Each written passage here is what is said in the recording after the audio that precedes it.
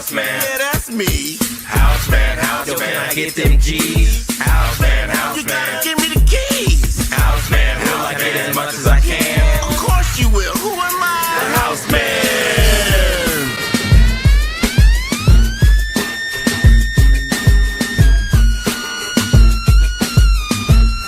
Oh, that's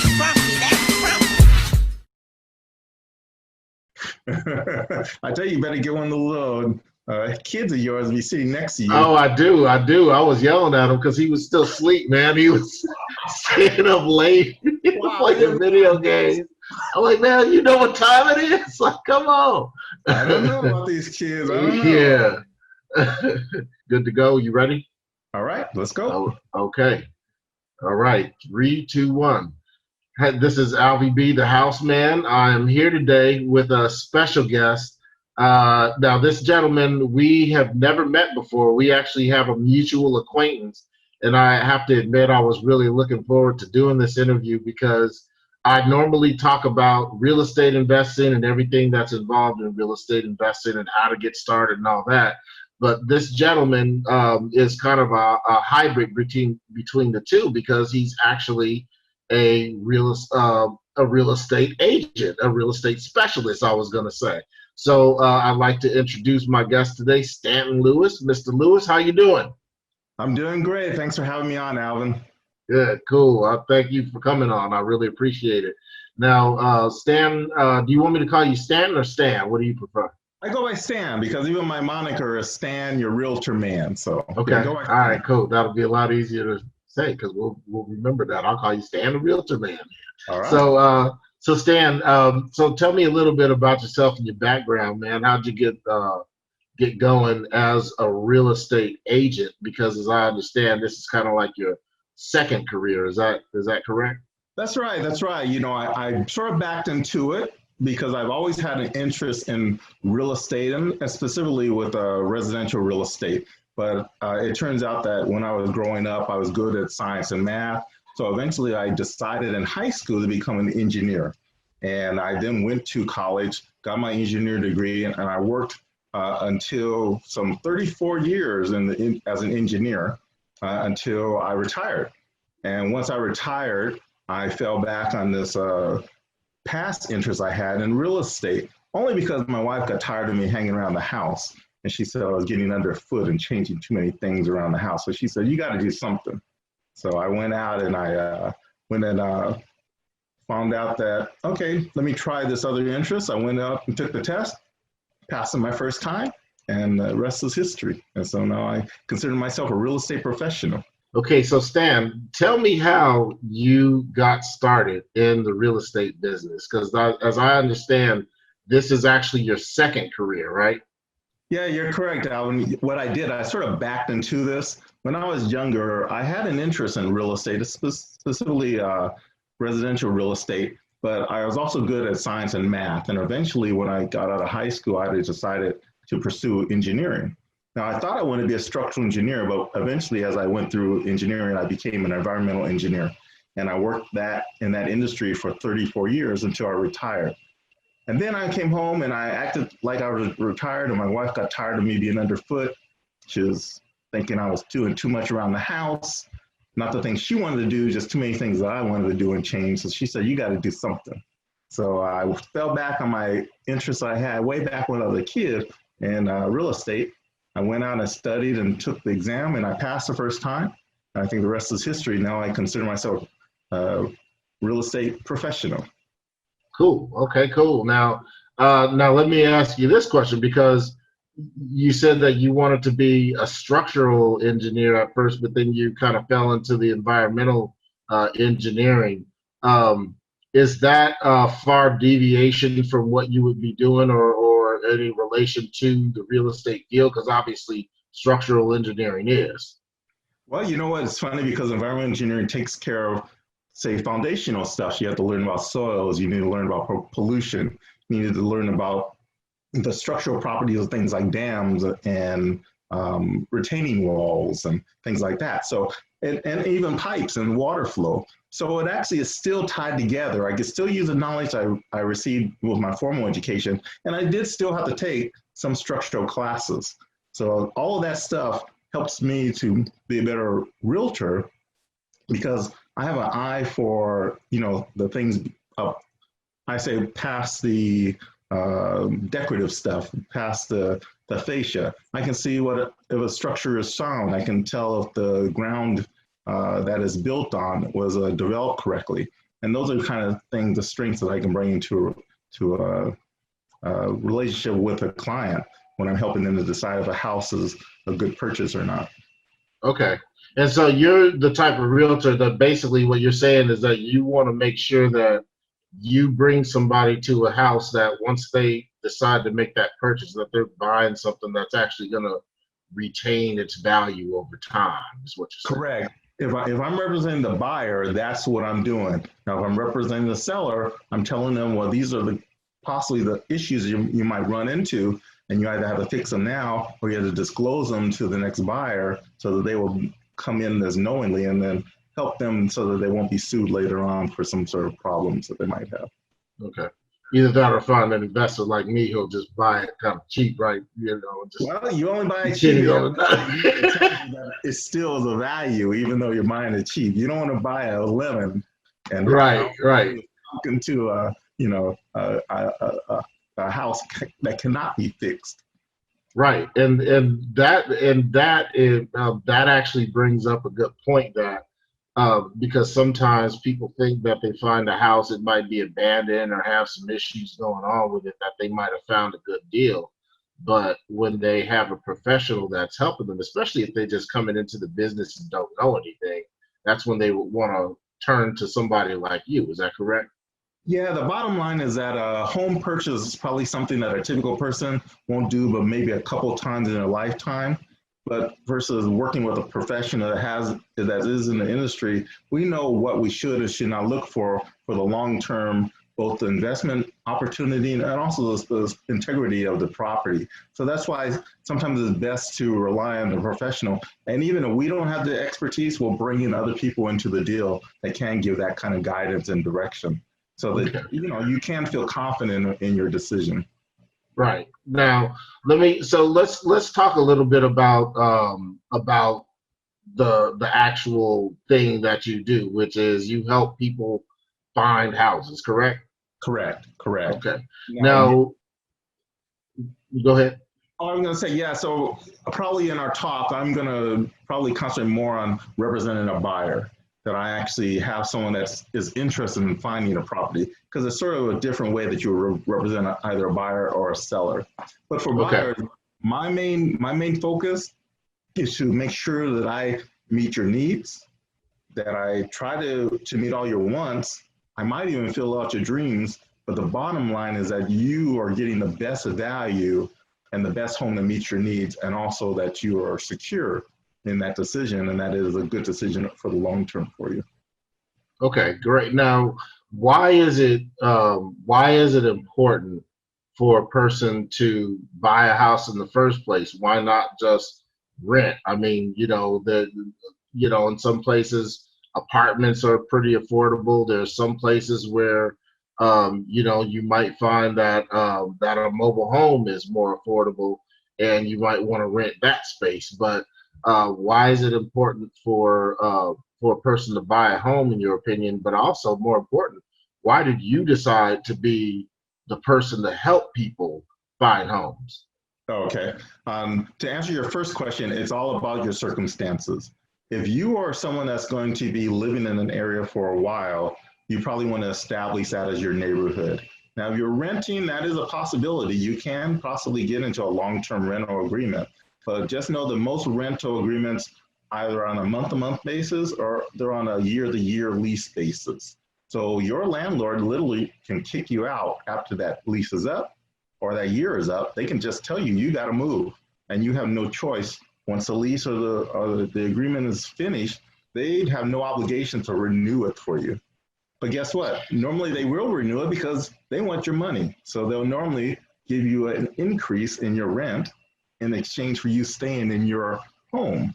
So that is really the downfall of renting, is that you are helping someone else to pay for their investment. If the market is really good for rentals in an area, the person can get a really good rate of return, which is more money than they're paying out to keep the property. And then you're essentially paying their mortgage plus giving them a profit every month that you hand it over to you. But at the end of the month, guess what? You don't own anything, but they own more of that property. But you have built up no equity, no investment yourself. You just hand over money for some space that you're renting. Similar to a mobile home. A mobile home, even if you own the mobile home itself, you normally don't own the land that it's sitting on. So most people don't realize that when you buy a mobile home, you're actually buying into a lease purchase agreement where you're purchasing the improvement, which is the mobile home on top of the land, but you actually don't, you're leasing the land. So just like an apartment, the lease can go up in value. They can charge you more and more every year. And your only choice is to either move your mobile home or to pay the increase in the lease or to sell your mobile home. And that's why you'll find that even though mobile homes are much more affordable to live in, typically they're not a good investment because they don't appreciate. The mobile home itself deteriorates faster than a house would. And also a lot of people don't want to have that control or that lack of control in terms of their cost because the amount of their space that they're renting can go up. And it's almost impossible to move a mobile home once it's set down, because once you move it, it never quite is correct again when you try to resettle it in another location. So those are some of the things that people need to keep in mind if they're looking at those options. Not to say that those are terrible, but if you're going to stay somewhere at a long term and you can arrange it, and we'll talk about some of the qualifications stuff later on in this discussion, I think historically it's shown that you do much better if you then purchase something and let that home also work for you as an investment and an asset that grows in value. Right. No, that definitely. And now, and I'm thinking about some of the things that you said, and I know some people are probably thinking to themselves, well, you know, I'm a really good tenant, and you know, I've been staying here and living in this house comfortably for the last 5, 7, 10 years, and I don't have anything to worry about. I got a great relationship with my landlord, the guy that owns the place. I pay my rent on time. I keep the grass cut. Everything's good. What do you say to that person? Well, I say you have a good thing going for the moment, but guess what? Your landlord could sell that property and now you get a new landlord. Your landlord could pass away and now his heirs to his property are now your new landlord. Or your landlord could just stop maintaining the home themselves and then let it run down. Or they can use it as an investment opportunity and keep increasing your rent every year. And you have no choice but to either move or to pay the increased rent. So those are all the variables that you are dealing with in a place that you are considering home. And the longer you stay there, the more settled, as you're saying, you might get. But all that can be yanked out from under you based on circumstances beyond your control.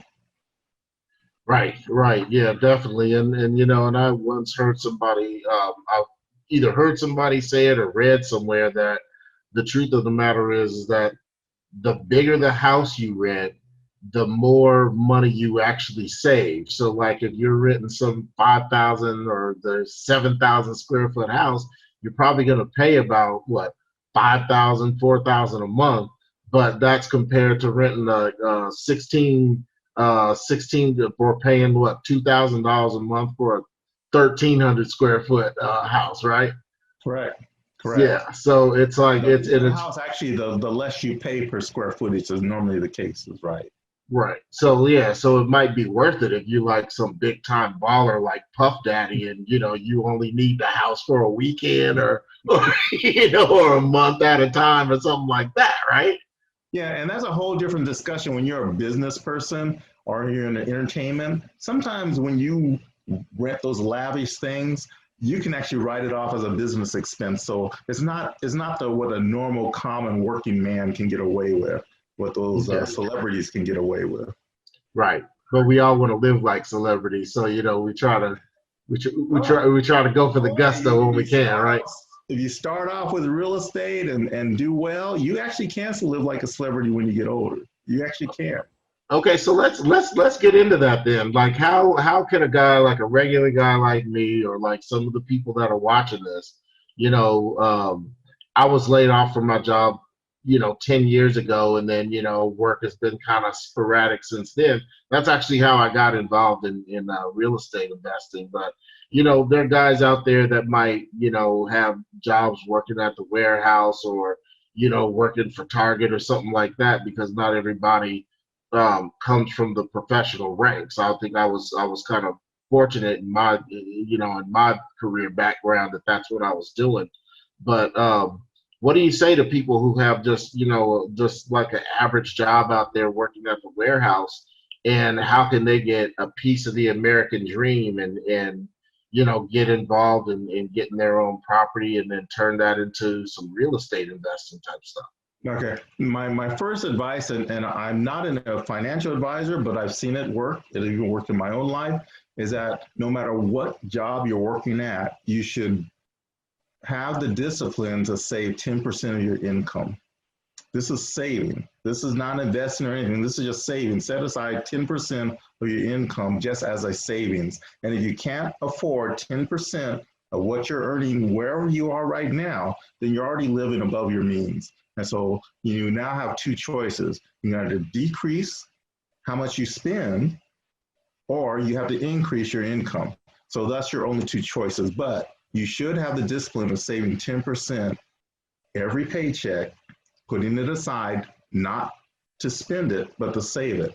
And then you'll see the strength of compound interest that'll happen, where that savings will start building up. And then you'll have more choice of what you can do. Now, even if you don't own real estate directly, if you have some savings set aside that you now don't need it for your living expenses, but it's your saving account, you can now invest in something called a real estate investment trust, REIT.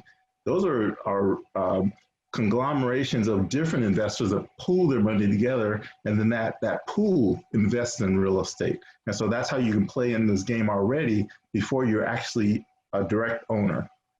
Okay. Now, my advice to young people and possibly even older people, if you can cut your living expenses somehow, for younger people, that means maybe stay in your parents' home for a little while and save money rather than spending it on renting your own spot. And for older people, if you could, match up with someone else who'd be a roommate or someone like that could split the cost of your rent, so your rent is not as expensive. Those are another ways to now decrease your outlay and possibly increase your ability to save. Okay, so now that if you've done that fundamental thing of just saving 10% of your money, you now get in the habit of being able to save. And now if you ever get any increase in your income, say you get a raise or you get a bonus, that also should go towards your savings. And pretty soon it'll start snowballing. And you'll now have, again, like I said, you'll now have options of what you can do with your now savings. And that could be investing as a down payment in real estate. It could be just having the ability to now pay for the fees associated with buying property, even though you might get down payment assistance. So those are some of the things that a person, no matter where they are right now in terms of their income, they should be thinking about in terms of disciplining themselves enough to live with it actually below their means, so that they can save at least 10% of their income. Okay. Now, I would think that the average person is thinking, man, I'm already stretched to the limits on my bills every month. I don't make a lot. I'm a single parent. I don't have, any child support coming in consistently. So what do you say to that person? Because let's just be honest, Stanton, because it's a lot of the things that are the principles of wealth. We understand it, but it's easier said than done, and not to put any extra ketchup and mustard on it. But it's like, with our people, it seems to be more of an issue as far as being able to save and being fiscally minded, I guess is the best word. Yeah, but I can only say that is unfortunately a cultural legacy that we have to overcome in terms of being more responsible for ourselves and not looking for someone to help us out. Now, if you have a rich uncle that's going to give you some money, you have, a parent that might pass you on an inheritance, that's wonderful. But the majority of us are not in that position. So we really have to make this happen for ourselves. And so that's why I said you have to start off small. You have to start with baby steps, and that's saving from what you're earning now. And if you already have bills, then great. Then your first goal is to try to pay down some of those bills so you aren't burdened with bills. And you have to really try to imagine, well, why are you in so much debt? If you're in debt because you bought things that were like wants and not needs, such as an expensive car, vacations, new clothes, that kind of thing, well, then maybe you have to reevaluate how you're spending your money. If you're in debt because you are paying for essentials such as food and your utilities and gas and that sort of thing, well, you're really in not a good shape, because those things should be paid by cash. They should be paid on an ongoing basis and should not be going on your credit. So if you're falling in that situation, you have to step back and look at yourself and say, what do I need to do in order to at least earn enough to pay for my necessities? And then you'll be in a position now to be starting to think about saving.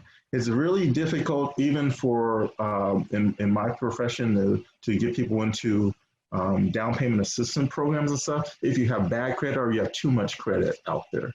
So people have to be very mindful that they have to be very guarded about how they use credit and how they maintain their credit. There's nothing wrong with using credit, but you have to be responsible about it, because we don't want you to be get into a position where you can't qualify for a down payment assistance program because your credit is so bad. And that's because of some frivolous saying, oh, I had to help my sister pay her rent, or I had to, buy this new car. You see, those are the kind of things that those are under your control. You have to be disciplined enough to say, no, I have a bigger, longer range goal and work towards that. Right, and and sometimes that's really tough for us, because we tend to be very family oriented and want to take care of our own and have that sort of a mindset, which is understandable, and it's very respectable and responsible. But at the same time, we're also responsible for ourselves. Yes, and the biggest benefit you can have in your family is if you yourself are right. If you set yourself up and now you have excess cash in the future, yes, you can help other people, but you can't give people money that is a necessity for you to live, because Right. we're both going to go down. Right. You can't go and so to speak, you can't go and rescue somebody from drowning if you don't have a life vest on yourself.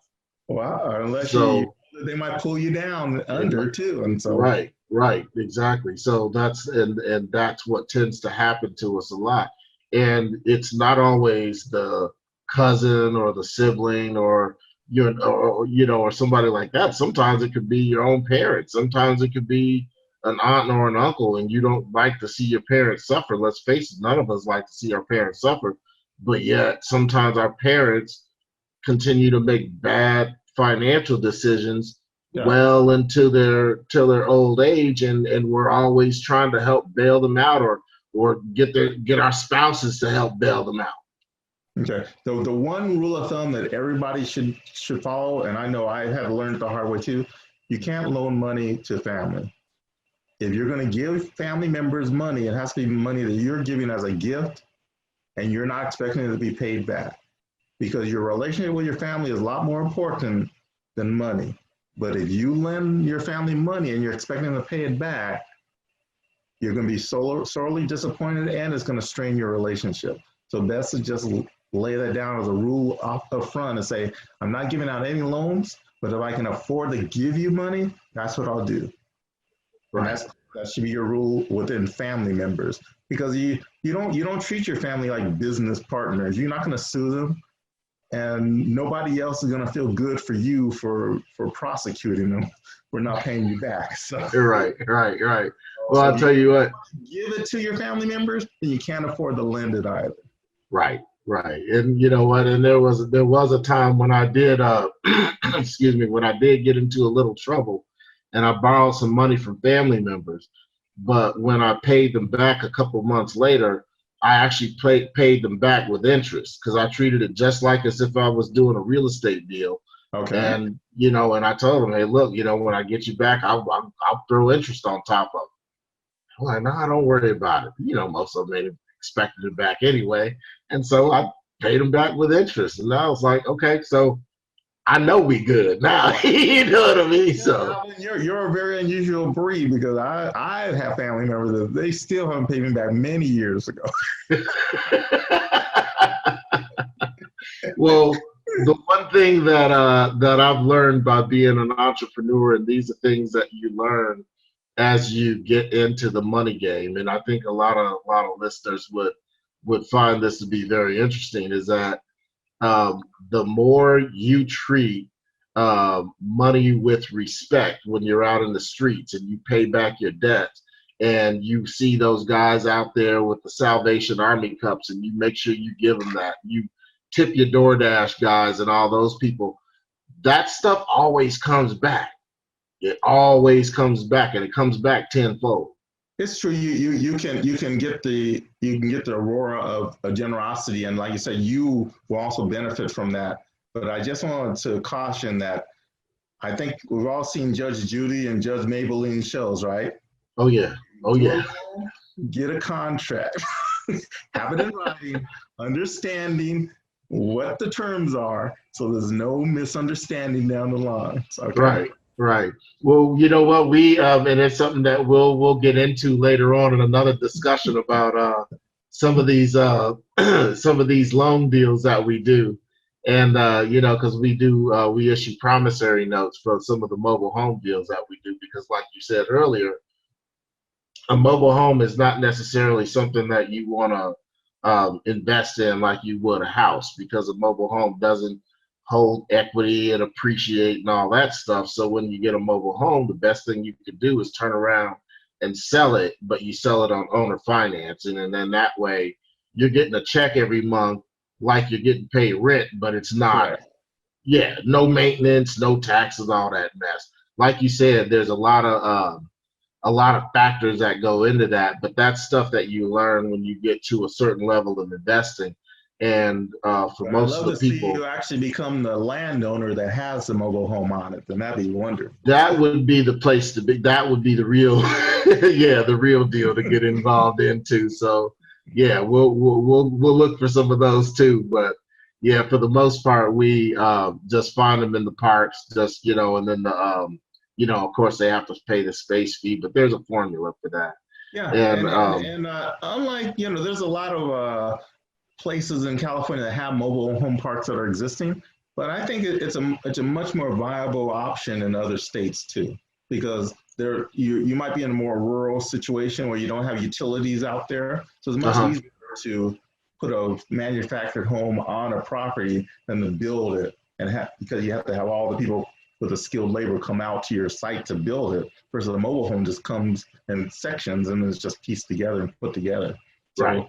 So maybe in the urban areas of the Los Angeles area, it may not be the best viable option, but in other states, it's definitely a much better choice, especially if you have land that you want to improve upon. Yeah, and that's the thing. Yeah, there's, you know, and I can't really speak much for other markets, but I do talk to people that are in Alabama, and, you know, my mom and sister live down in Georgia, and so there's a lot of things about those types of markets that are, you know, are different. And so that's why, you know, when you're trying to get involved in another market, it's best to study it first, before you just start diving in there. So, but what I've discovered is that we can take that same model for the mobile home creative financing and do that in Detroit. But I understand Detroit because that's where I'm from. So right. Yeah. So.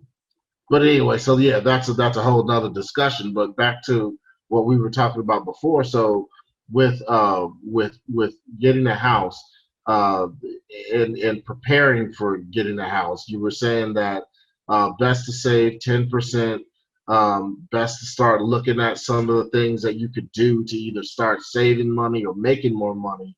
And we know that a way of making more money is by doing some of the things that you could do to find real estate deals and make referral fees for finding a deal for a person like you or a person like me even, right?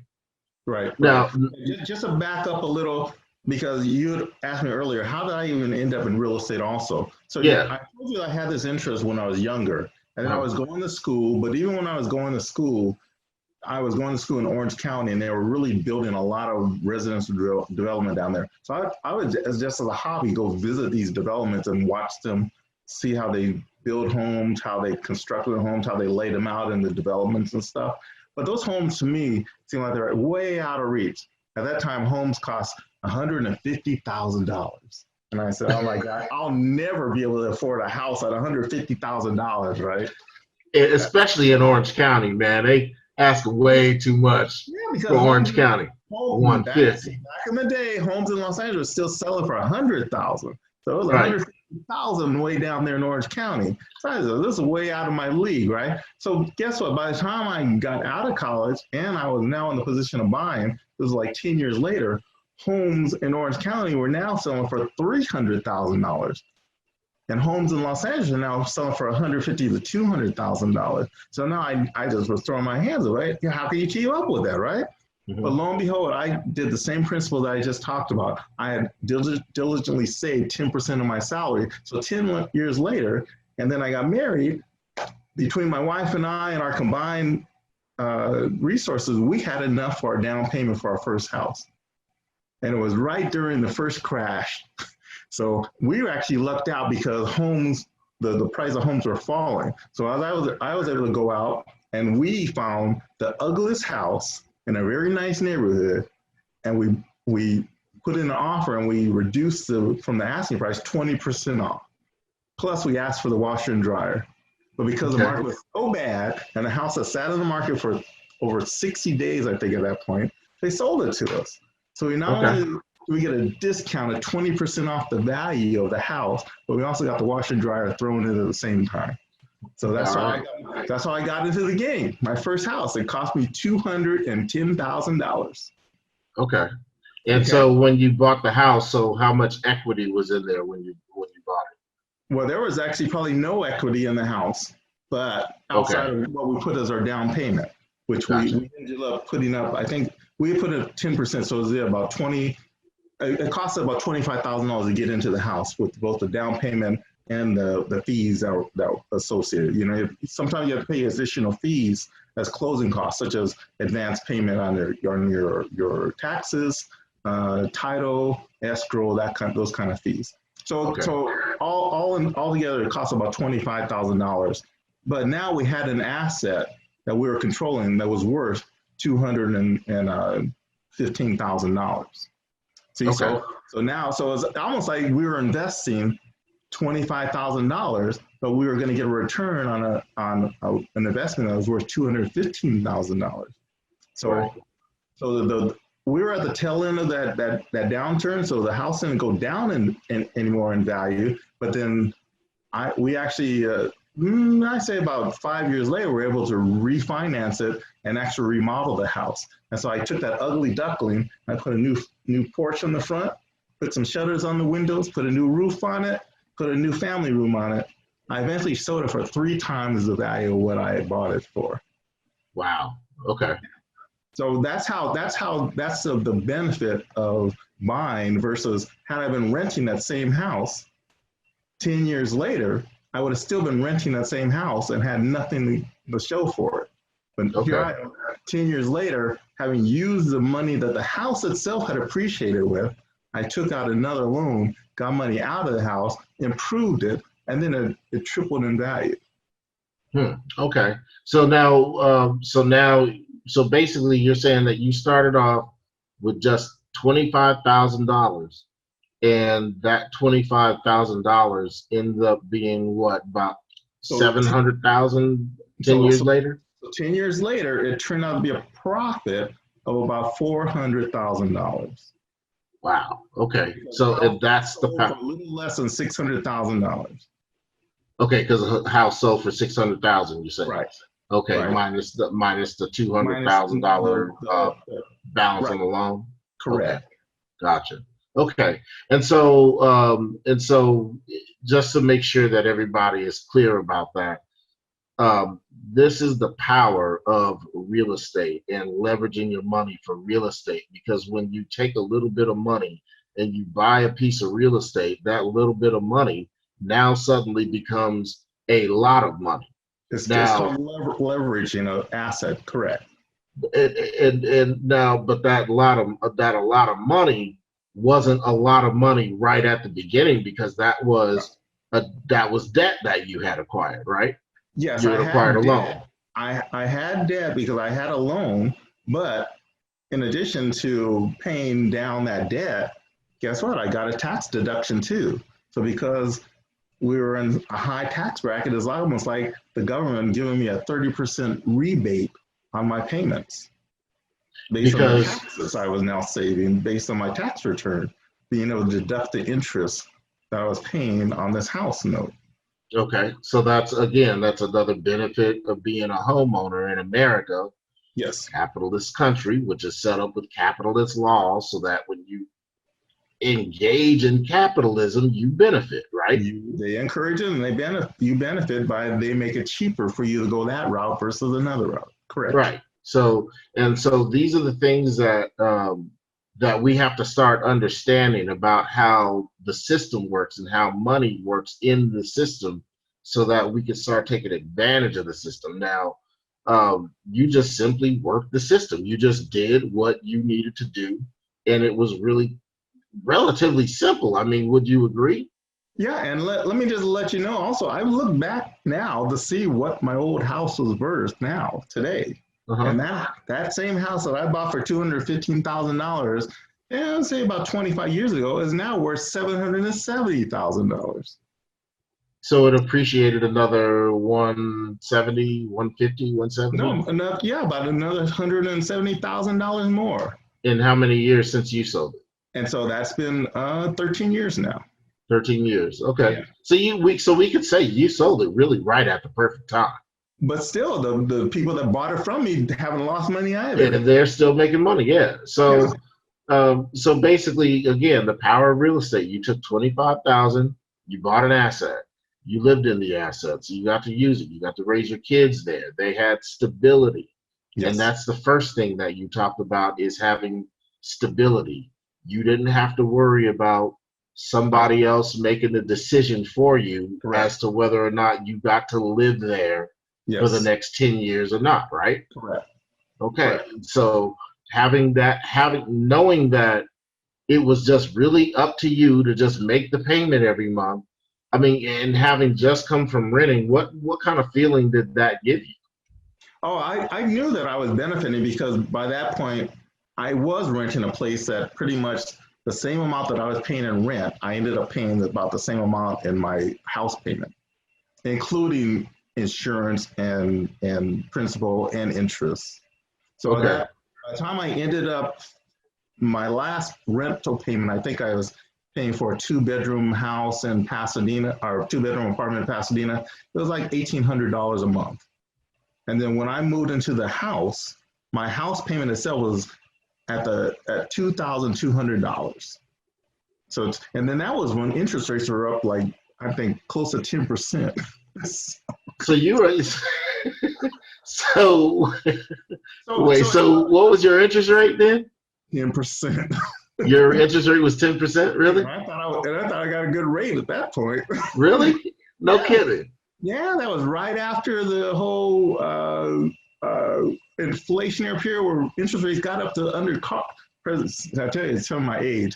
I was just getting into this game when Carter Reagan period. Okay, right after them. So under Carter, I saw interest rates. That's when I knew I couldn't afford it, because interest rates had gone up like 18% under that President Carter, and then under Reagan, he thought it was doing great when he got down to 12%. Okay, so so that's the thing, Stan, is that you got everybody fooled here. We probably should have gotten this straight from the get-go. Like, we need to see your driver's license, brother, because you wearing it too well. And so you got me and probably everybody else thinking, oh, this dude, he barely, like, 50-something years old. So I'm retired. I got you. Yeah, it's real easy to forget that looking at you. So yeah. So but yeah. So I mean, so the bottom line is that you really did get to see the full benefit of this. And I have to admit, I was just having this discussion just the other day with a relative of mine back in Detroit about the fact that when I had bought my house and I had a 4-bedroom, 3-bathroom with a pool, and it was like a 10,000 square foot lot, which is really rare for California. And it was just right after, the end of the last boom. So I was able to get a deal on it. 197.5, got down payment assistance and all that. And so I went from paying $1,600 a month in rent to paying $1,375 a month for my mortgage. And that's with the taxes and insurance and everything involved. And so, and that's what people should be looking at right now too. If you're renting right now, potentially your rent for like if you could find a 3-bedroom place to rent, because most families, you have a couple of kids, you need 3 bedrooms. Yeah. But most people, if you're renting, you settle for 2 because you can't afford a 3. But if you're renting a 3-bedroom place, your rent would probably be like $2,500 a month. Now, if you bought a house for like $500,000, your payment would be about $2,500 a month right now. So yeah, you're and there now you get a house, you get a yard, you get stability, and you get appreciation, all for the same price. Right. And because even though the prices seem high, the interest rates are historically low right now. Like I said, when I first got in the game, interest rate 10% I thought was great. Now we're looking at 2.5%, 3% if you have good credit. Yeah, I'm not sure if people really, and no, it's not that I'm not sure. I know for a fact people cannot relate to the fact that interest rates used to be past 10%. Like that's just unheard of these days. I know, because the interest rates have been less than 5% for probably a good 7 years now. But this is unusual. That's very unusual. Yeah.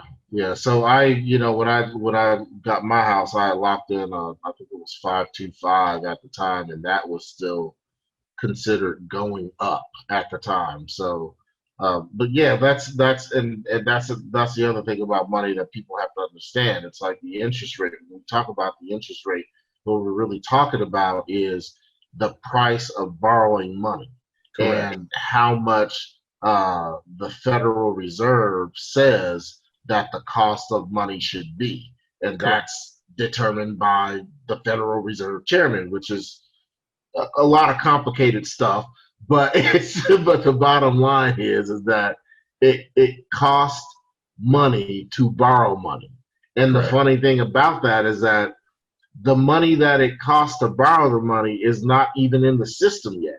Therefore, you need to get more money to pay for the money you just borrowed, which means that you're always owing money. There's a lot of people here because that's really, you understand it, but most people don't even understand how that all works. Yeah, and that's the thing. And so, and the important thing is that we need to understand how it all works and why it is you yourself did what you did, because you realize that money, the cost of money is just going to keep on going up. Like milk doesn't cost $4.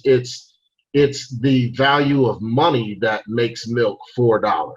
Right. So when you get a house, when you take $25,000 and then you leverage that to $400,000 10 years later, well, that's basically like saying I just took $20,000, $25,000, and just made an extra $40,000 a year. Mm-hmm. And therefore I just fought inflation. Is what you basically did, right? So now, you let those people in with another secret. That's like I lived in that house for free for all those years because they gave me my money back. See, I didn't even look at it like that, but you're right. You're absolutely right. They pay you to live in that house. Yeah. And who is the they that we're talking about? Whoever bought it after me. Yeah. And they never had a clue that they were paying you to live there, did they? So this is getting better and better. So so the importance of buying a house again is there are all these benefits to being a homeowner in America. Yes. And you help people find these homes that they will be able to experience the same thing and the same benefits that you got to.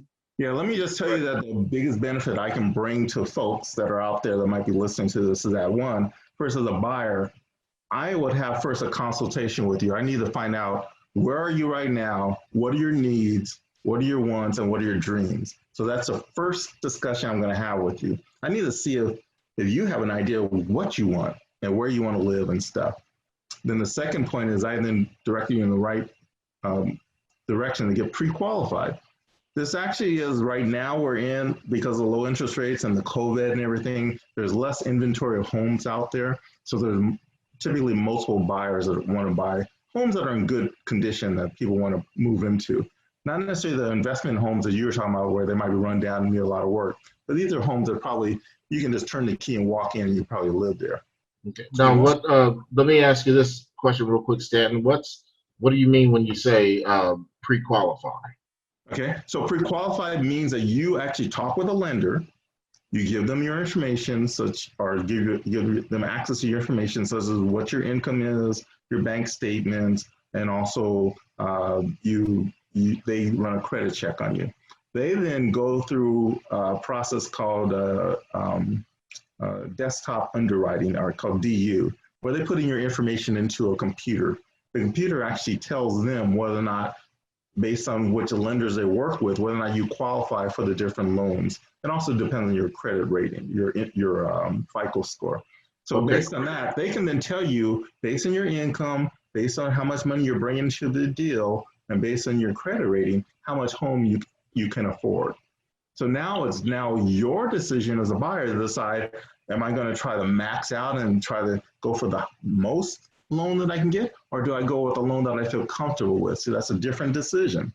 So even though you might qualify to buy a $500,000 house, maybe you don't feel comfortable paying $2,500 a month in your payments. So maybe you would want to go with a $400,000 house where your payment now falls below $2,000 a month. But that's your decision to make as a buyer. But my part in that is to direct you in the right lender. They'll give you those options and tell you where you stand. Some people have to improve their credit rating by paying off credit. Some people have to improve their credit rating by actually taking on credit. I just picked up a client just yesterday that has no credit history. He paid everything in cash. Guess what? In our system, they actually don't reward you for paying everything in cash. You have to have a credit history for them to now extend you credit. So he can't get the best rate, even though he has no debt and he has good income. They would not give him a loan under that condition. So he'll probably have to wait 3 months because he actually has to go out and open a credit card and pay it down so that he now has a good credit history. So you have to know these requirements. Yeah, funny our system works like that, isn't it? Unless you're a buyer, cash is not king in our system. Yeah. Now, so I have to ask you this because you had mentioned several things there that I need to address that could be a particular problem for us. Okay. The first thing I'm going to say is that if I'm thinking about some of my homies, you asking me for way too much information, dog. And, I might have child support payments that I'm, not able to deal with right now. I might have a couple warrants that I haven't paid. You know what I'm saying? I mean, I got stuff Alvin, going on. Let me put on another hat. I'm putting on a hat. I'm Mr. Lender. I'm saying, Alvin, you want to give you $400,000 for you to go buy a house, but you don't want to give me information so I can know that you're good for the money? Do you think that's really smart on my part to just hand you $400,000 and you're not willing to give me information? That is a problem. Like it's a fair exchange? That is a problem. So now, so when I come to you and I say, hey, Mr. Lender, I've got some issues that I'm worried about here. Okay. And if I give you this information, I'm afraid of negative consequences that may come my way. So how do we get around this? Okay, so that's actually a much better approach to say, okay, hey dog, right? problems. I want to be honest. I don't want to cause me issues in the future. Now, that's a much Right. better way of approaching it. Now, this, Okay. I can tell you that as a lender, I'll work with you to make sure these issues are cleared up, or I give you advice on how you can or cannot mitigate those so you can qualify for the loan to move on with your desire to purchase property or purchase your investment. But without that information, I can't lend you money blindly. I have to have confidence that you will be a good customer. So that's why you do have to share the information. And we do have laws that make it fiduciary duties where we will not share this with other people. So if you do have people out there looking for you and they're not, necessarily the best folks, we're not going to be sharing your information with anyone outside of my own office or people I work with, only for the purpose of qualifying you for a loan so that we can do business together. Because I don't make money if you don't buy. So Okay. it's in my best interest that I do help you qualify for the loan so you can close a transaction. So just know that is my objective, but you do have to meet certain criteria. Now, if certain criteria are just unworkable, it just means that you're going to have to pay more in fees or more in interest in order to get the same loan as, say, the person next to you that has a better credit rating or has less debt or has had a better FICO score. So you have to know there are consequences for possible irresponsible behaviors or bad behaviors of the past, of having built up too much debt or having too much obligations, because that reduces your ability to make a payment. And typically for lenders, they're looking at between 35 to 45% what they call loan to value, how much you can afford in terms of loan payment versus your income. So your gross income, the total amount of your income, most lenders try to keep it between 33 to 45% of your income you would have to pay towards your house note and the principal, interest, and insurance. Those three payment factors. So like with the so just to clarify, like when you're applying for an apartment or rental somewhere and they say they want you to make like 2.5 times the rent or 3 times the rent, that's what you're talking about there, right? Correct. Okay. So even when you're evaluating whether or not to give you a loan, say you earn $1,000 a month, they would not want to see your house payment or whatever to be more than like between $333 to $450 a month. If you're $1,000 a month. Gotcha. Okay. Now with you were saying something before about when we were talking about the willingness to be open and share this information, and that you only need that you will not share the information with anybody outside of the realm of trying to help me acquire a house. Is that correct? That's correct. So in other words, anything that I tell you that might be a problem for me to share with other people, it's confidential for you. Unless you gave me permission to talk with someone else about this, no, I can't disclose that information. Okay, that's important to know. Now, and then the other part of that is that I think it has to be said that your only goal in all of this, yours, the person who's doing the lending, the mortgage person, and everybody else that's staffed to work with you, their only goal is to help me get a house, right? Correct. And they don't really care about anything that I've done in the past or whatever bills that I haven't paid or who I might owe money to next week and all that stuff. Now, obviously, those are things that are going to go into it, but you're not judging me. You're just basically looking at things that have gone on to create a profile. Is that correct? Correct. We're not making a judgment on your character or who you are as a person. We're actually making a determination whether or not we feel confident you will be able to fulfill your obligation based on this transaction we're doing with you. Okay, great. Now, and that's one of the, because I think that's always going to be one of those things that that come as a barrier for our people, is that we especially black men, we've gotten, to a point now to where a lot of us are afraid to share information, and that we're afraid to kind of come out in the open, if you will, because of some past things that may have been an issue. And because of that, we kind of stay stuck where we are because we don't want to share information with people that could actually help us get to the next level. Yeah, yeah. Being a black man, and of course having relatives, I definitely agree with that statement. Is that we develop a thick skin as we grow up, and we become very leery of being vulnerable. So that means not sharing personal information with other people. Unfortunately, in this particular instance, you will have to be able to share very intimate information about your income, about your history, about your and your wants and dreams.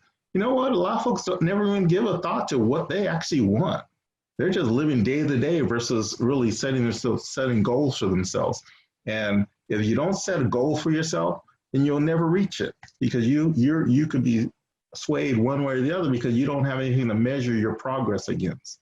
And that's one of the things we also have to do is make sure that we're moving towards something and not just acting and reacting to what happens to us. Right. And one of the things too that, and I'm sure you would agree, and because my son and I were just having this discussion about it a couple hours ago, which is the need to not only set those goals, but to set deadlines with those goals, and especially when you're in the real estate game, because everything happens on a schedule, right? Yes, correct. And windows open and close pretty quickly. So that's what I do believe in, that old axiom that says luck is the intersection of opportunity and preparation, and that's luck. Because Right. if you're not prepared and the opportunity comes your way, then boom, you missed it. So you have bad luck.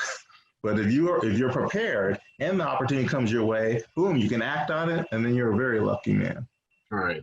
Okay. Cool. Now, so basically, so going back to what you do with your clients, so you talk to them, you find out what goals they have and where they're going. Yeah, I talk to them, try to find out their wants, needs, and dreams, but also then do an evaluation of where are they. Are you actually in a position to fulfill that or not? And that's part of that whole, getting you pre-qualified, talking about expectations, and trying to give them good advice in terms of if they're realistic or not. Because some people, this is not something that a lot of people do often, and so they don't understand how they should be prepared for this. What is going to happen once they're in the transaction? Okay, great, you bid on a house. Now what happens? Well, I got to tell them, to educate them on that process. And also, there's some things that people have to keep in mind even after the purchase is done, so they can protect now this asset that they put so much effort and money into. And what are some of those things that people don't think about after they've made the purchase? Well, again, when they're making that decision, they first have to understand what are the must-haves. Everyone would love a big house with a big yard, but is it really a necessity for you? Do you have limitations based on location?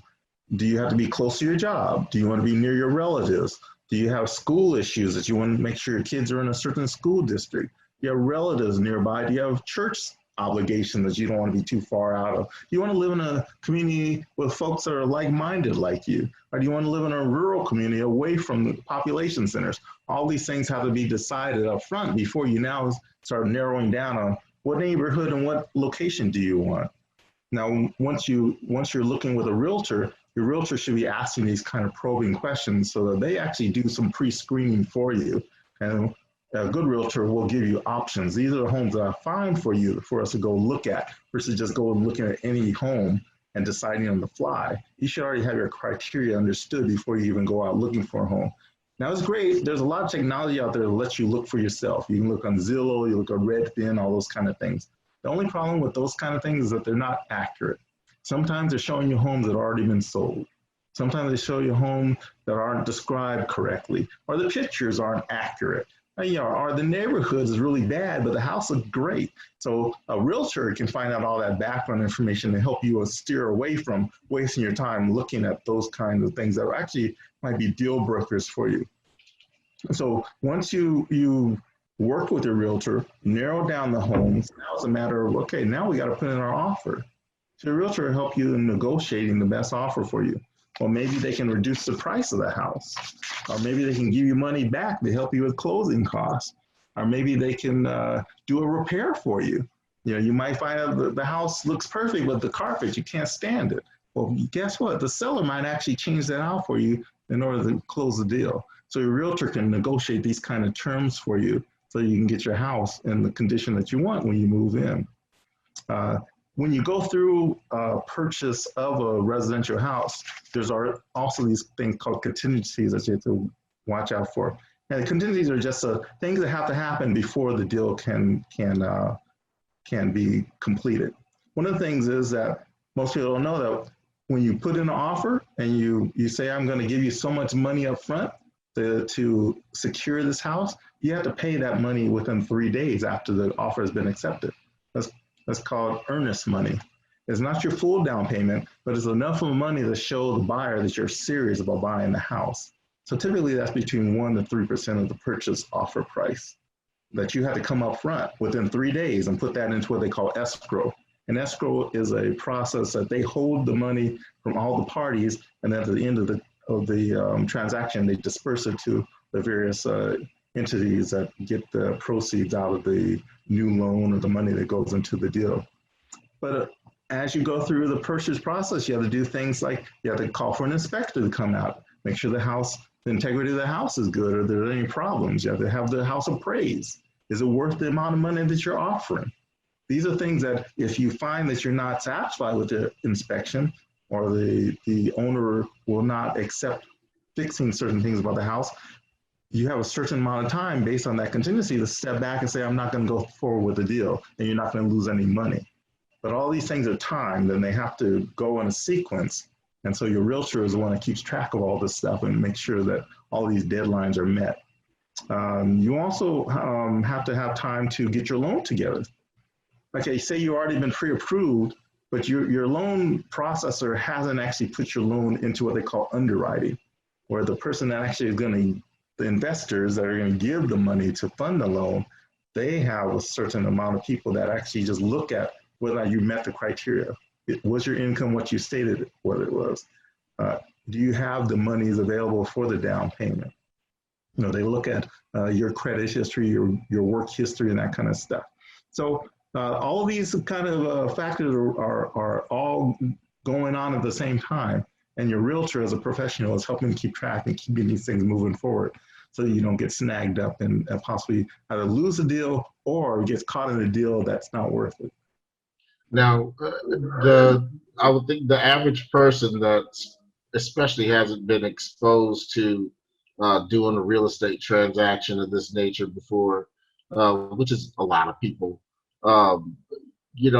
they would think that this is a lot of stuff that I have to keep up with. Like, how can I ever, it's one thing to find a house and tell you, I want a 3-bedroom, 2-bathroom house with a nice front yard. But then all this paperwork and stuff, how am I going to keep up with all this and not lose the deal? Well, there you go. Then that's why, unless you're really good at keeping track of all that stuff. Uh-huh. That's why I got an agent, right?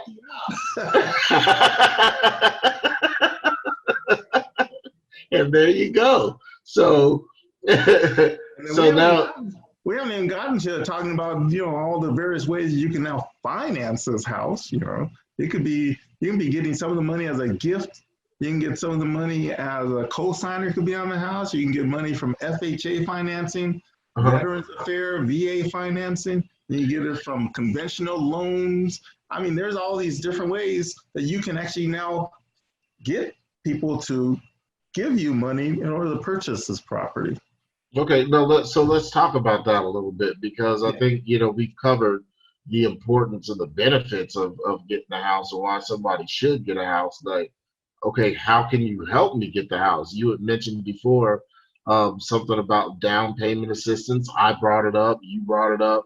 Can you explain these different methods that people are using to get houses, especially when it comes to low income? Because I think I would like to think that for the most part, most people in the middle class are pretty familiar with the process of getting a house and where the money comes from. But for the person that has not had this type of exposure, can you break this whole process down and explain how the whole money part of that works? Because Okay. I can only, most people probably don't know that there are people out there that want to give them money for a house. right. And we treat it like it's like we got to beg for it. I can give you some information, but I can't give you the full because I'm not a lender. Okay. But I use the services of lenders, so I know roughly what they can do and what they can't do. But it's actually when you're dealing with the lenders themselves that they can direct you to the specific program. But different factors you have to keep in mind is who a lot of times your employer might have programs that will help you in terms of down payment assistance. It could be something like a 401k plan or a 403c plan, where you are putting your money into a deferred compensation plan, and they allow you to take out a loan specifically for down payment.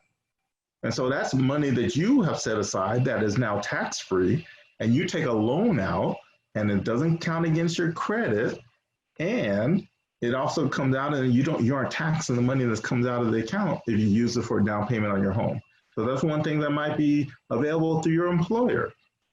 Some of the larger employers actually offer down payment assistance because they want their employees to become settled and be local. So don't hesitate asking your human resource agent what is available to help me with down payments, even based on who your employer is. Now, also based on your employer, there's some government program that encourage home ownership for certain employees. And that will be for teachers, for policemen, for firemen, for veterans. There are some government programs that help you with down payment assistance that way also, based on your status in one of those professions or one of those specialties. So you should look into that. Am I eligible for something in that nature? Now, there's other programs from the state, CalHFA, to the federal government that give you assistance based on your income. If you're low income, they'll give you assistance to get into a home, because the state and the government knows that once you're a homeowner, you're a much more responsible and probably productive member of society. So that encourages home ownership that way, and also helps to redevelop certain areas of the city where they want to encourage home ownership. So and they're less likely to leave too, right? Yeah, yes. Contribute to the tax base. So those are some things that you have to look at also as options, and ask your lender if that is something eligible. If you're a veteran's affairs loan to ask for a 0 down payment. So already you're getting a benefit right there, that they'll finance 100% of your loan just because you're a veteran. And if you're a disabled veteran, they'll waive any points that you have to pay in order to obtain the loan. Those are cash amounts that you have to pay in order to get the lowest interest rate.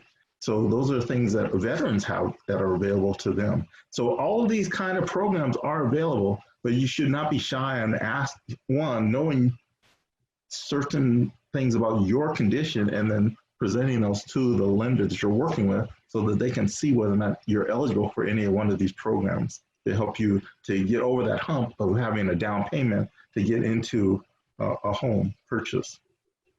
Now, do you? Let me ask you this question. So you guys sold your house, and then what did you do after you sold the house? Did you go out and buy another one? Did you get rental properties? What kind of stuff did you get into? Yeah. So what we did, we bought another property in what we considered a better school district, better home. It was a new build now, so we actually had to be able to buy a house from the ground up. So we got to choose all the fixtures, all the finishes, how the rooms are configured and everything else. And we paid less than what we sold the other house for. So we had enough money to pay off our cars and to invest in the stock market. So that's essentially where our proceeds from that first home went to. and it still is paying off dividends even today. Okay, cool. Now, and then so basically you just started the whole process over again with your next house because you just put a little money down on that, and then you had enough money left over to do other things. Yeah. So yeah. you didn't pay cash for your next house, right? No. just We got a we mortgage? did put more, but we now did put 20% down on our next house. So we did not have any kind of what they call PMI, principal mortgage insurance, to deal with. And so, Okay. so yeah, again, it snowballed again where the housing pretty much has doubled in value since the last time we bought it. So again, so you did another 20% down, so that means you bought it with 20% equity essentially. And now here it is, what, 5 years later, and you've This is already doubled your money? 13 years this time. 13 years, okay. Money. 5, 13, yeah. And not doubled our investment, which was a 20%. Doubled the value of the house. Double the value of the house, right? Yeah. Okay. So as far as the principal amount that you put up and the equity that you have now with the value having doubled, where's your net? Like where are you at with your net gain on that? Well, we're right now in our current condition with our current house, we're comfortably with 40% equity in the house. We've refinanced over the years to do things such as put our kid through college, no debt, put our, to pay off new cars, no debt.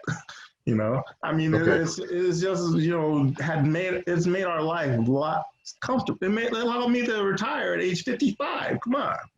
Right. I mean, it's just paid off over and over again over the years.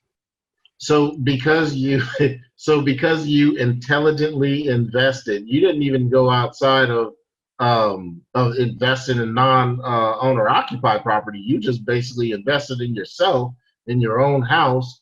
Took advantage of a market when you bought, took advantage of the market when you sold, bought the next one, took advantage of a price break there, put more money down, and now here it is 13 years later. You've got 40% equity. You can pay for anything you want cash. You basically have as one would say, a very healthy bank account, right? Yes, and in the position of always adding to our savings now. So we, every month, our amount of money that we now have available to invest goes up every month because we don't have expenses as much as our income, even now. Now, was this something that I had a question for you and just kind of like left my head all of a sudden. So when you said you had mentioned before about how this has allowed you to retire at 55, so are you literally saying that because of the moves that you made while you were working as an engineer, that's what really allowed you to retire early because of the investment? Because when you're I was fortunate in terms of when I retired, I had a conventional retirement plan, plus I had a 401k plan. So based on how much I would now get from my retirement plan, plus what I was going to get from, if I needed to withdraw from my 401k, I would be able to have the same income as when I was working.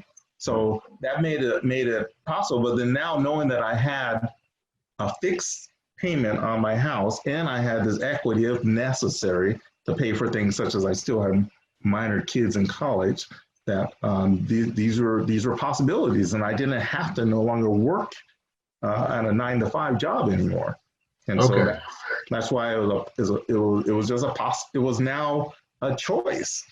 Do I continue working? But it was just a dollar and cents kind of decision. Do I continue working and essentially I could earn 80% of my income and not go to work?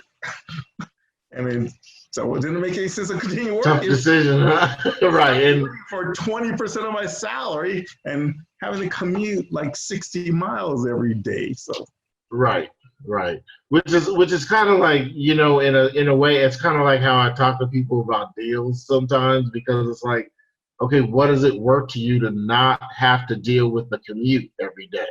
Oh, What yeah. is it worth to you to not have to miss one of your kids' games, or one of their shows? And as you kind of complimented before, I do think I look so young for my age because I don't have that stress of worrying about am I going to be able to make my payments on my house and that kind of thing, because that's not a concern anymore. And now I Right. can work on building up wealth for the legacy of my kids now.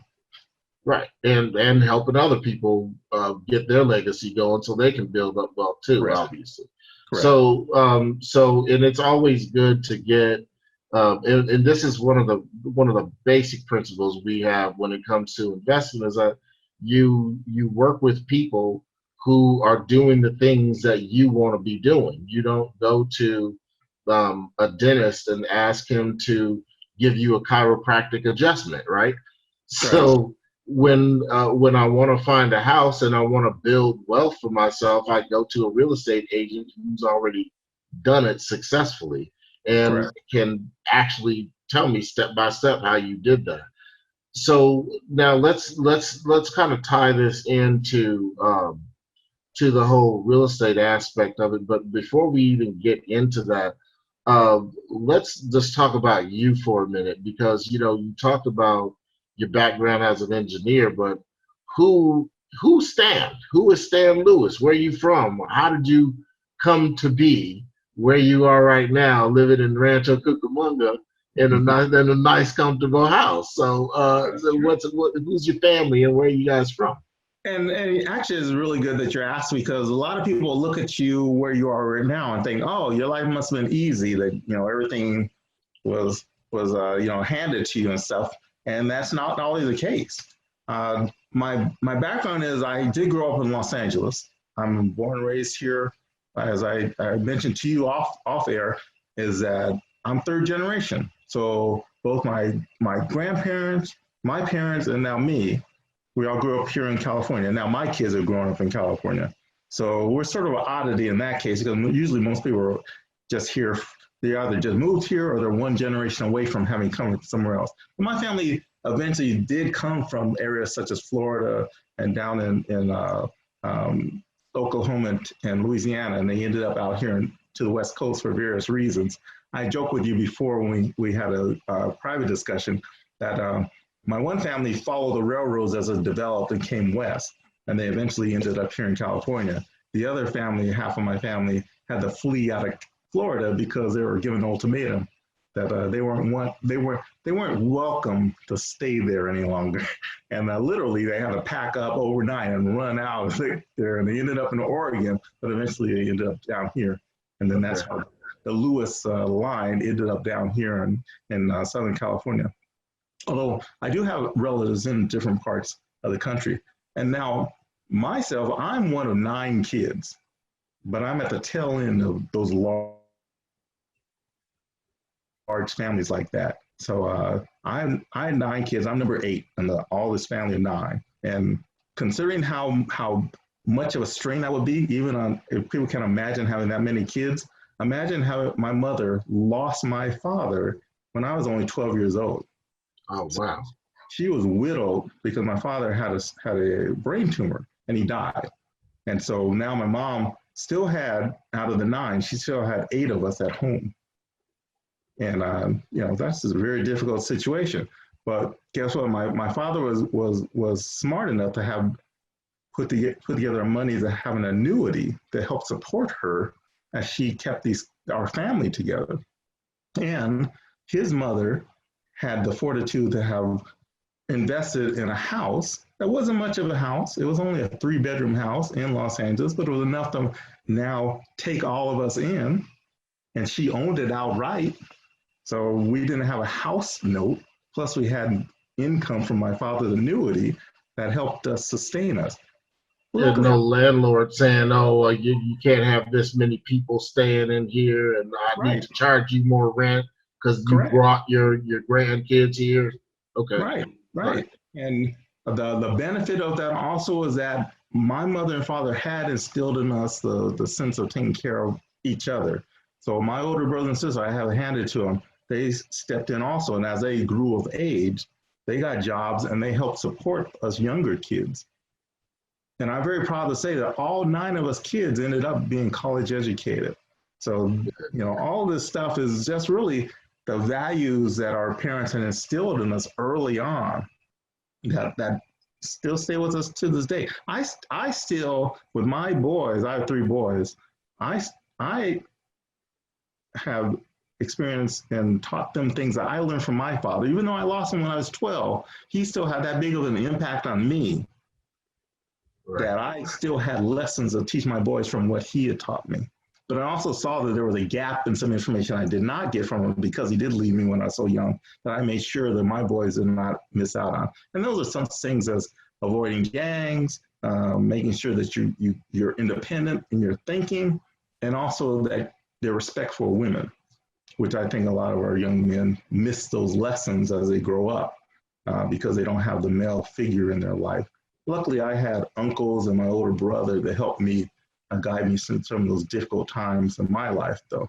So all that to say is that, okay, yeah, great, I'm doing well now, but it wasn't like, oh boy, he had a really easy childhood growing up. We were poor. But you know what? My mom made a home such as we didn't feel poor because she made sure that our needs were met. Mm-hmm. But we knew not to ask for a lot of wants. We got what we needed. We didn't necessarily have the newest clothes or the new bicycle and all this other stuff. But as we came of age and we worked for it, she allowed us to buy these frivolous things, but it was on our money, not money that needed to support the family. So let me ask you this then, Stanton, when you say that your mom or that your dad had bought an annuity, does that mean that your mom had some excess money to go along with the money that she was earning from a job, or was she just not able? She didn't have to work at all? No, she didn't. She never had to go out and work in terms of her getting a job. Like you said, it wasn't like we were living high on the hog, but it was enough for us to have food on the table and have our necessities. And right. I said, as the older kids got older and they started bringing in income too, we had the sense of family such that they would actually help support us too. And so as we grew, especially as younger kids, we grew up a lot easier life, I think, than our older brothers and sisters. But it's because as a family, we move forward together. Okay. Now I have to ask you this question as well. Now, because you had your dad had the forethought to get the annuity, and that was a very intelligent move. So that tells me a lot about the kind of the genes you come from. But now, was that any of that supplemented with food stamps or cash aid from welfare or anything like that? At different times, I remember we had food stamps in the family. We had the government cheese. We get the freeze-dried milk. All that kind of stuff would come through our house as supplements to what we could afford. But you know what? It's not like it was just a necessity. I mean, you just can't feed a large family like that without assistance.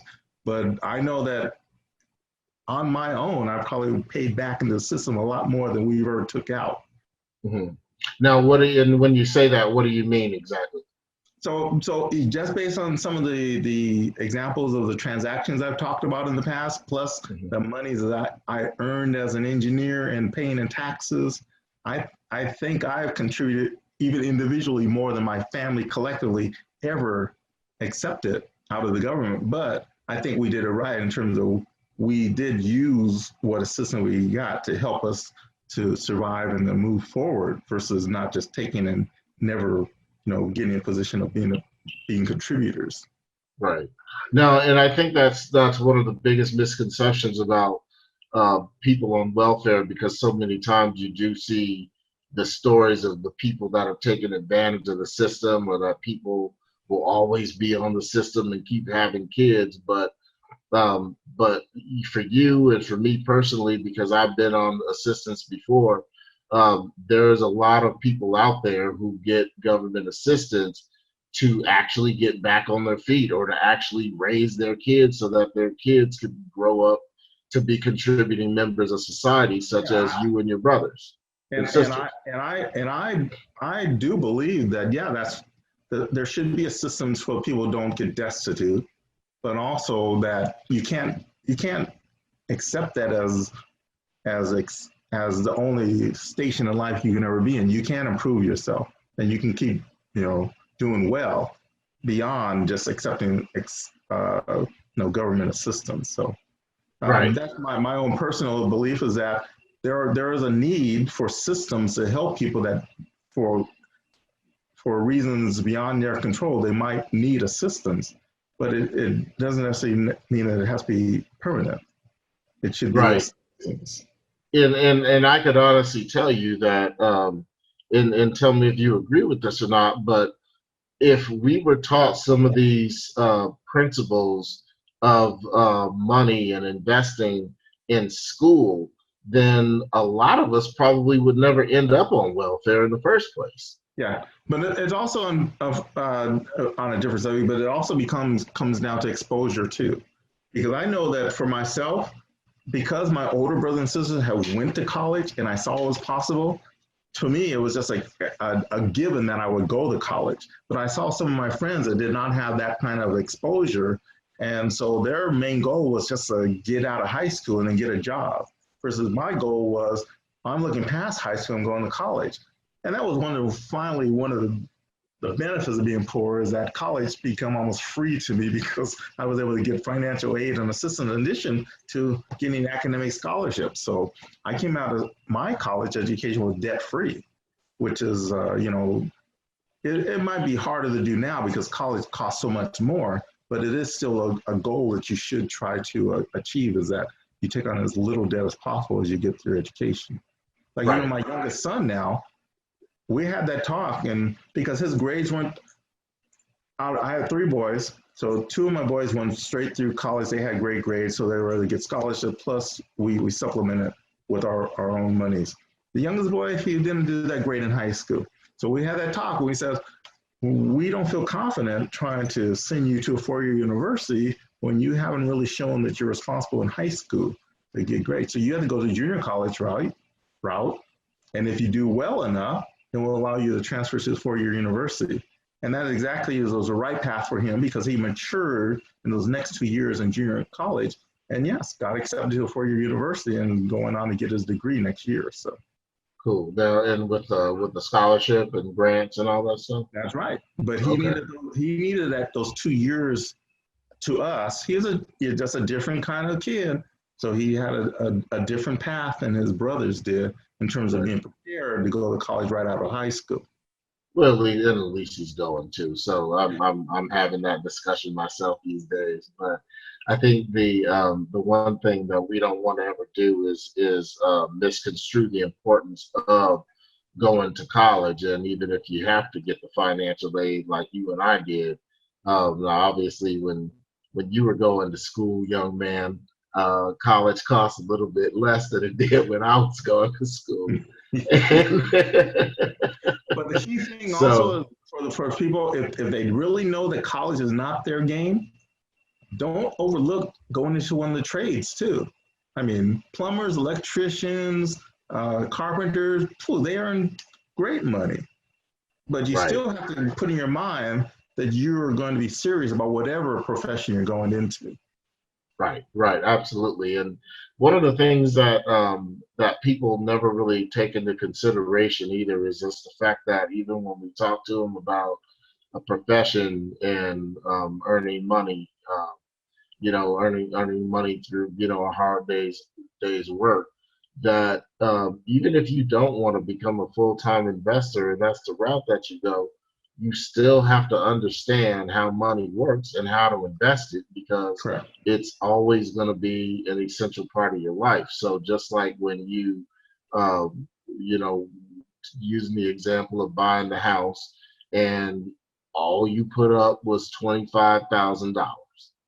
And then 10 years later, you're in a position to where you got $400,000 in your pocket, you're Right. buying your next house, you got stability. And then 13 years after that, you find yourself to where you're like, oh, wait, hey, guess what? I can retire early. Hadn't planned on it, but circumstantially, I'm able to do it. Now, wouldn't that be nice if all of us could just one day wake up and just suddenly have that choice? Say, you know what? Heck, I just think I won't go into work today. In fact, I won't go in ever again. That when you finally realized that, man, like what was that? Like that moment that you finally realized, like, well, hold on a second, I don't have to do this anymore. Well, you know what? That actually, the reality of it actually started coming to me about 5 years before I could actually do it. Because I started saying, wow, this is actually possible. And so, started thinking about it. And then the closer it got to it, I was like, oh, wow, because it was just a matter of me. It was the thing that held me back even from retiring probably even earlier was that I would have to pay my medical benefits for my family. So that was the cost factor. I said, well, I don't want to put out of my pocket all that money. Right. So that probably held me up another 3 years before I really said, okay, I can do it. But it's the kind of thing to where it's like you realize it, but you kind of have to convince yourself that it's actually true and like, yeah, my numbers are right. Let me check it again anyway. You have to know the numbers and just see where all the chips falling. And if it all aligns correctly, great, you can do. But that's not like one day I just woke up and said, oh, I can retire. It's like I planned for this. Oh, it actually happened. It's a reality. And then double check. Is it really realistic? Okay. For myself, I saw, yes, it actually worked as I had wanted it to work. And so I was able to do it. So you're saying that the plan was to retire at 55, or the plan was just to retire. I never wanted to be the person that worked in the same job till I fell out dead, right? Mm-hmm. But I always thought, oh, I'll have to be 65. Right. Okay. So that was when I was young. That was the goal. Okay, by 65, I'm going to be retired. Okay. And so when I started getting to my late 40s into 50s, and I saw, oh, wait a second, everything that I've done to prepare for 65 actually looks like I've done it well enough where I can possibly retire earlier. Gotcha. Because okay. I reached my goals of my little, milestones that I had set for myself to retire 65. But now I saw the possibility of doing that earlier. Okay. Gotcha. Now, so, this crazy appreciation that I received in my home that gave me these cash infusions that I hadn't necessarily counted on. So right. But again, it's because you and I don't know if it was conscious or subconscious. I would think it's probably a little bit of both. But you just basically you knew you had to have a house, right. And you knew that buying low was the right thing to do. You knew right. that selling it at the time that you sold it was the right thing to do because the market was just right. Is that correct? Well, the marketing was right, and again, I was prepared for it though. Okay.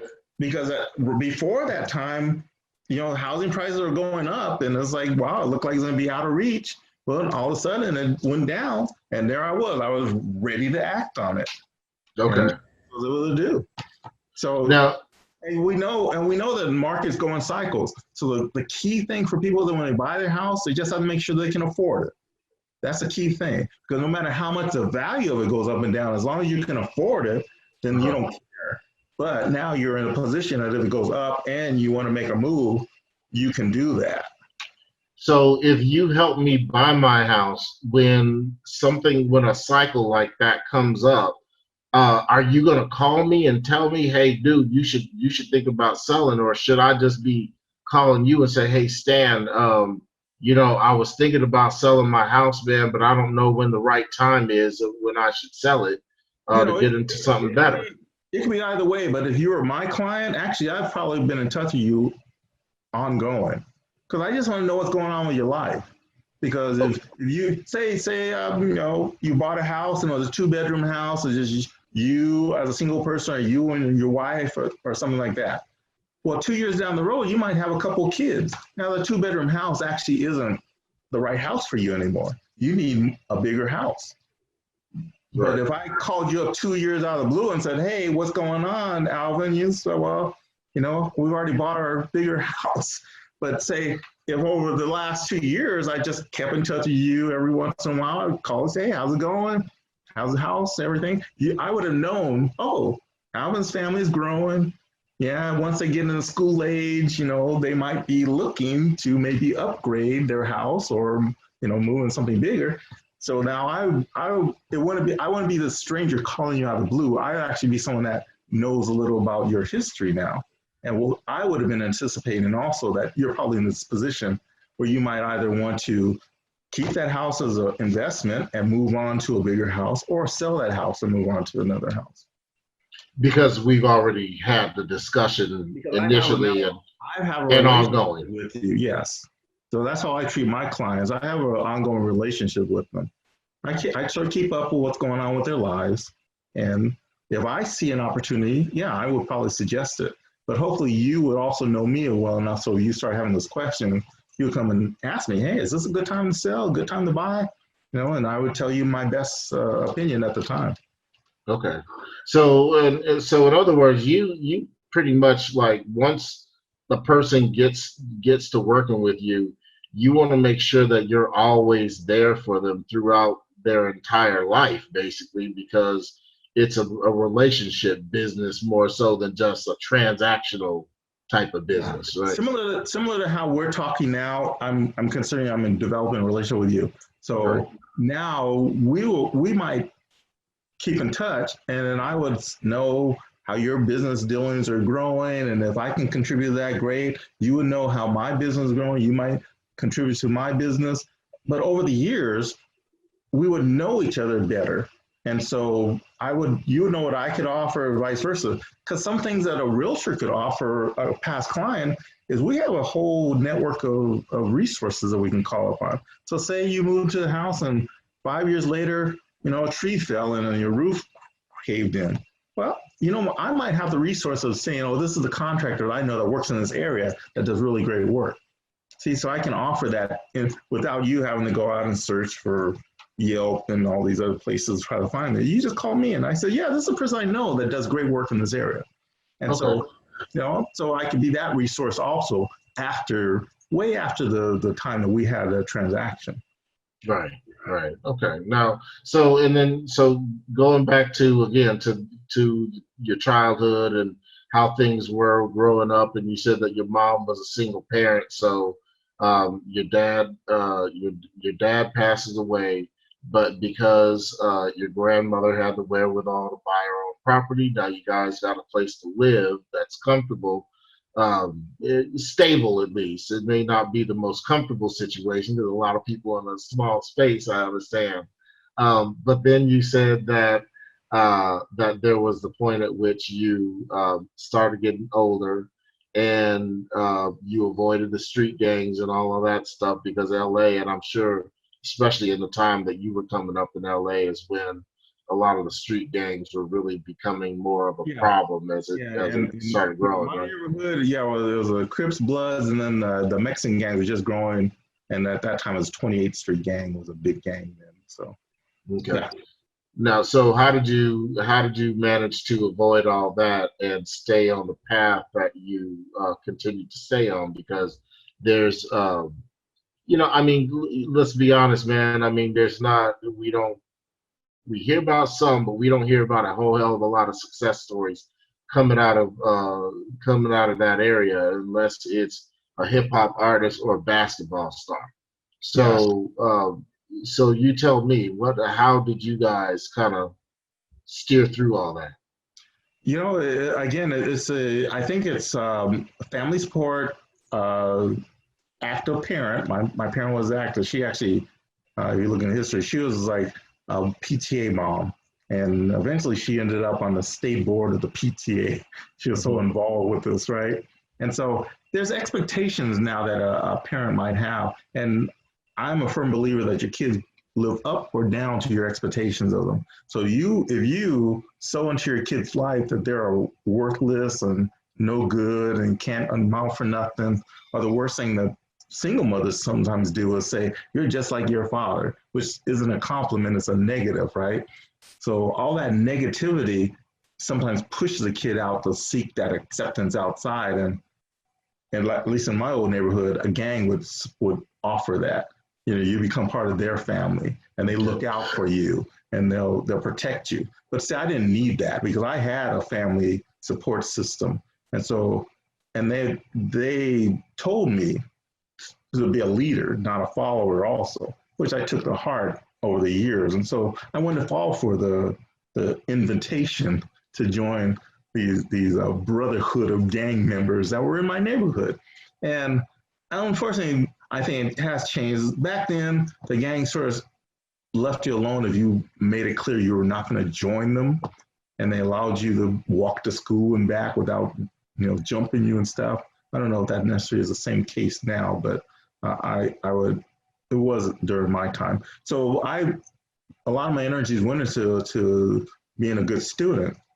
And my family had no background in terms of a technical background. So I said I was good at math and science, but I'm not saying that the LA Unified was a great school system. So I don't think it really challenged me to my fullest potential, but I was a very good student in the LA Unified School District.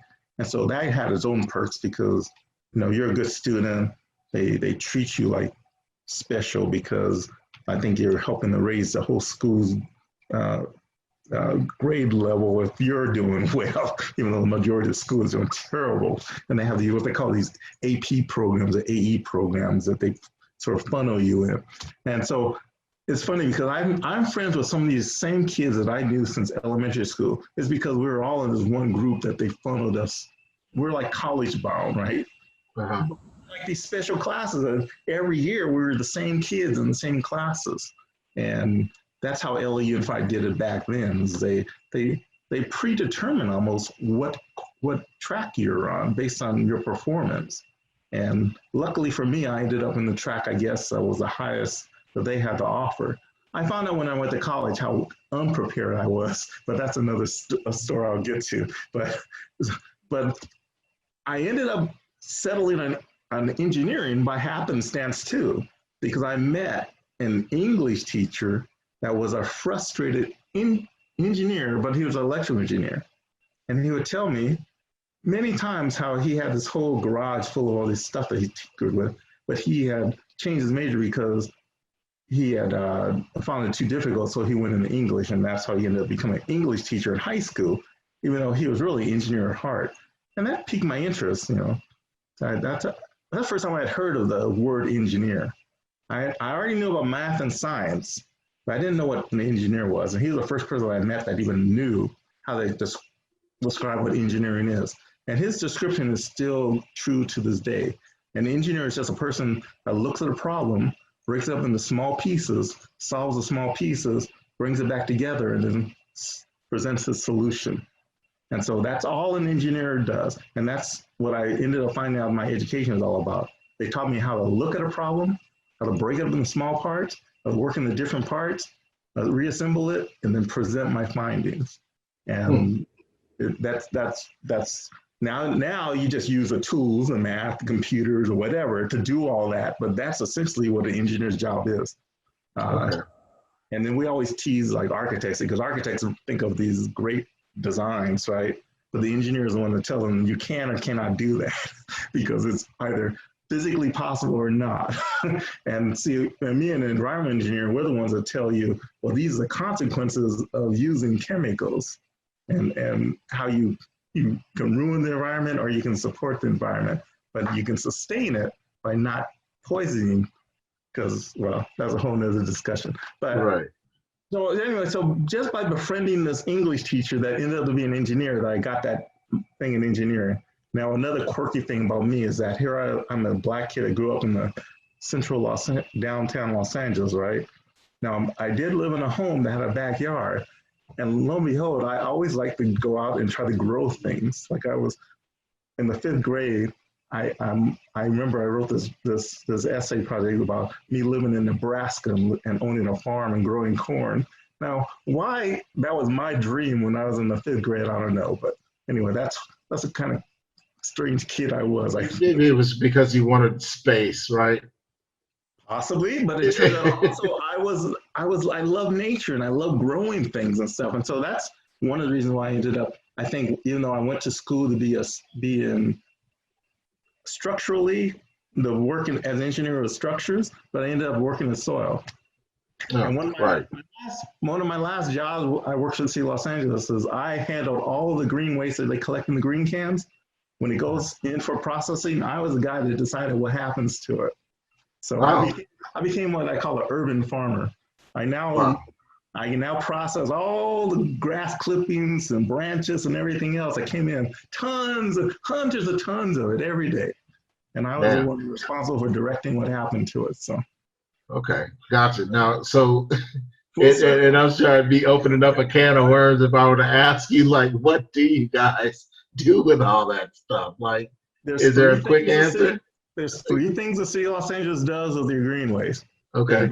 They grind it up, and it's just some you spread on the ground called mulch. It's just it helps to cover up bare soil, controls weed growth, and also eventually helps the moisture stay in the soil. So but do they use that on city grounds though? You'll see it actually when you go on Caltrans and the freeways and stuff. You see them spraying that stuff out there. Okay. That's just ground up woody materials and leaves and stuff like that. Right. The next thing is you take that ground material, ground it really finely, and you put in these piles, and you let bacteria grow in it, and it turns into soil. And that's called composting. And composting takes between 7 to 21 days for it to turn from this waste organic material into soil. And then from soil, you can now use it for farmlands and other things like that. Or we were actually selling it. If you go to Home Depot or something, you see Kellogg's, you buy the soil to put in your potting soil and stuff. Uh-huh. Half of that is from city green waste material. So the city makes money by selling soil? Yeah. Wow. Okay. Does every city do this? But actually, the city will give it away. If you actually have a truck, you can actually drive to the processing plant and pick it up for free in the city of Los Angeles. Okay. But every city has a program, or a county does, right? Yep. Cities and counties, yes. Right. Okay. And then we need to discuss this a little more off camera. So the third way that we get rid of this stuff is we actually burn it and make it into energy. You send it to the incinerator and you just burn it, and then you produce steam, and then it turns a turbine, and it makes electricity. No kidding. Yeah. You got, wow. Okay. All right. So, because if they're not burning that, what are they burning to use for electricity? Mostly gas, fossil fuels, gas and oil. So is that, so again, that's something that you guys sell to the electric company, that the city of Los Angeles would sell to the electric company? They buy it in bulk from us, yeah. And then the city itself has facilities that they use it themselves, yeah. Oh, for their own electricity. Their own electricity grid, yeah. All right. Okay, gotcha. Okay, all right. That's very interesting. I didn't know the conversation was going to take that turn. Yeah. Well, that was my old life. Right. But being that this is a show about entrepreneurship and investing, I mean, I'm seeing some connections here, because I mean, you're talking about the fact that, I mean, some cities, they just give it away, right? I mean, hey, you just said it. So, but anyway, so back to real estate now. So, with your grandmother's house, is that still in the family? So no, that family home was sold some years ago, but it was used to help different siblings get their first foot in the door of home ownership also. So okay. Now, when you say that, what do you mean exactly? Like, well, how did they use the house for that? It was actually my oldest sister. When my grandmother passed away and we moved to another house, then when that house sold, she used that proceeds to buy her first home in the Inglewood area. Okay, gotcha.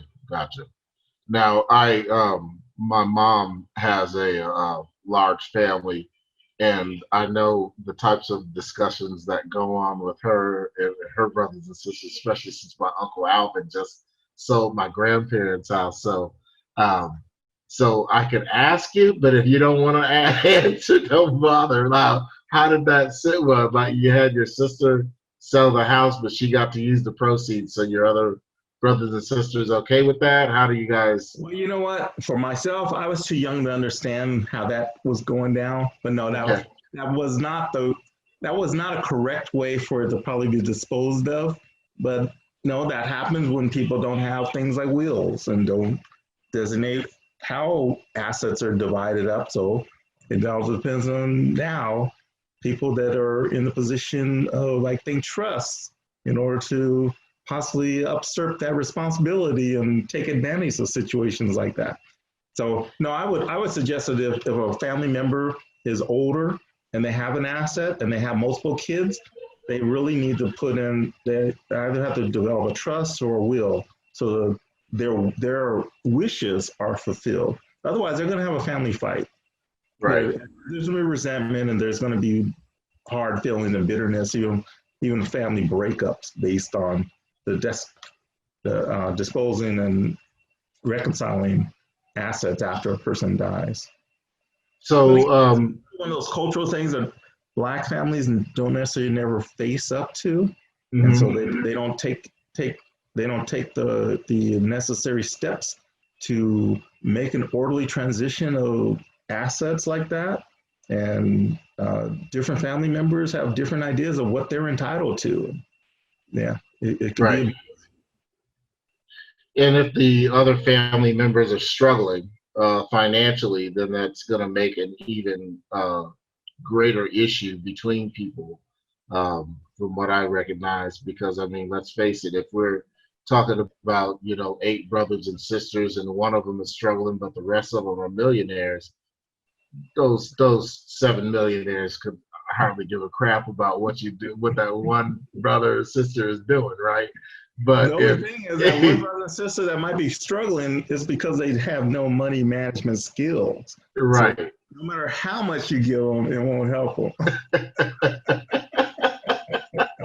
Well, that I think that goes without saying. But the only point I'm making is that we get into these things as a family, and these unnecessarily bitter disputes with family members, even to the point to where you don't ever talk to somebody again and don't even see them or until they're dead, or you might see them at somebody else's funeral and you still don't want to talk to them. I know people that'll say, oh, well, I'm not going to the funeral because such and such is going to be there.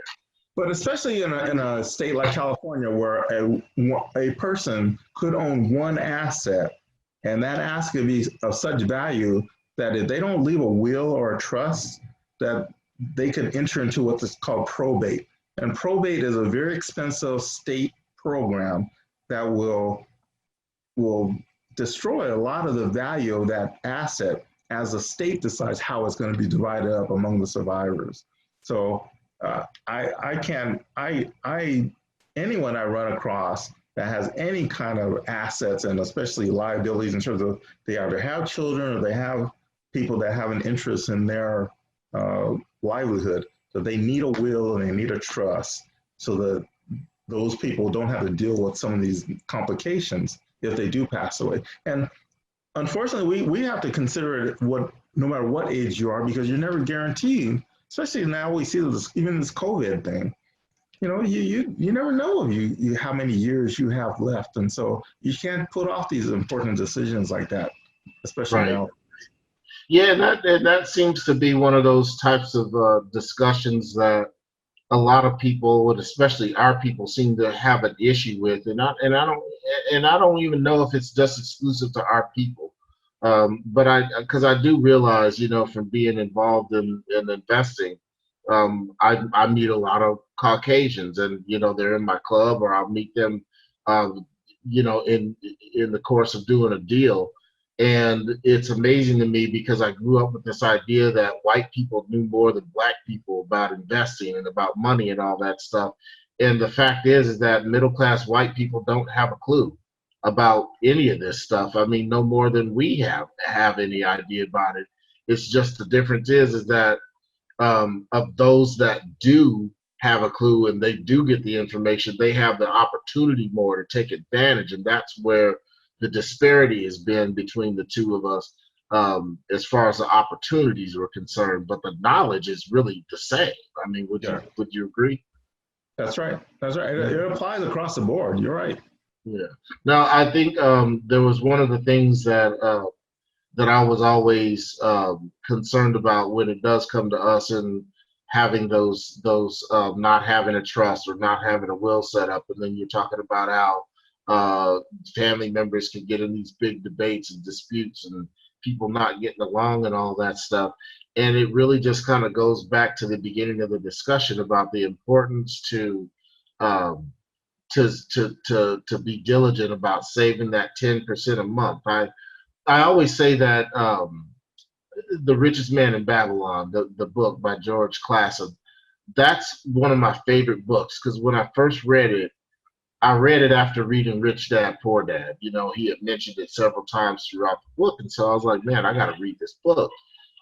Finally got it and realized that it is about exactly that. It's about being fiscally responsible for yourself, for saving the 10%, letting that build up, and then start investing in things with experts who know what they're doing, right? Right, right. What do they call it? The 10 rules of gold or something like that.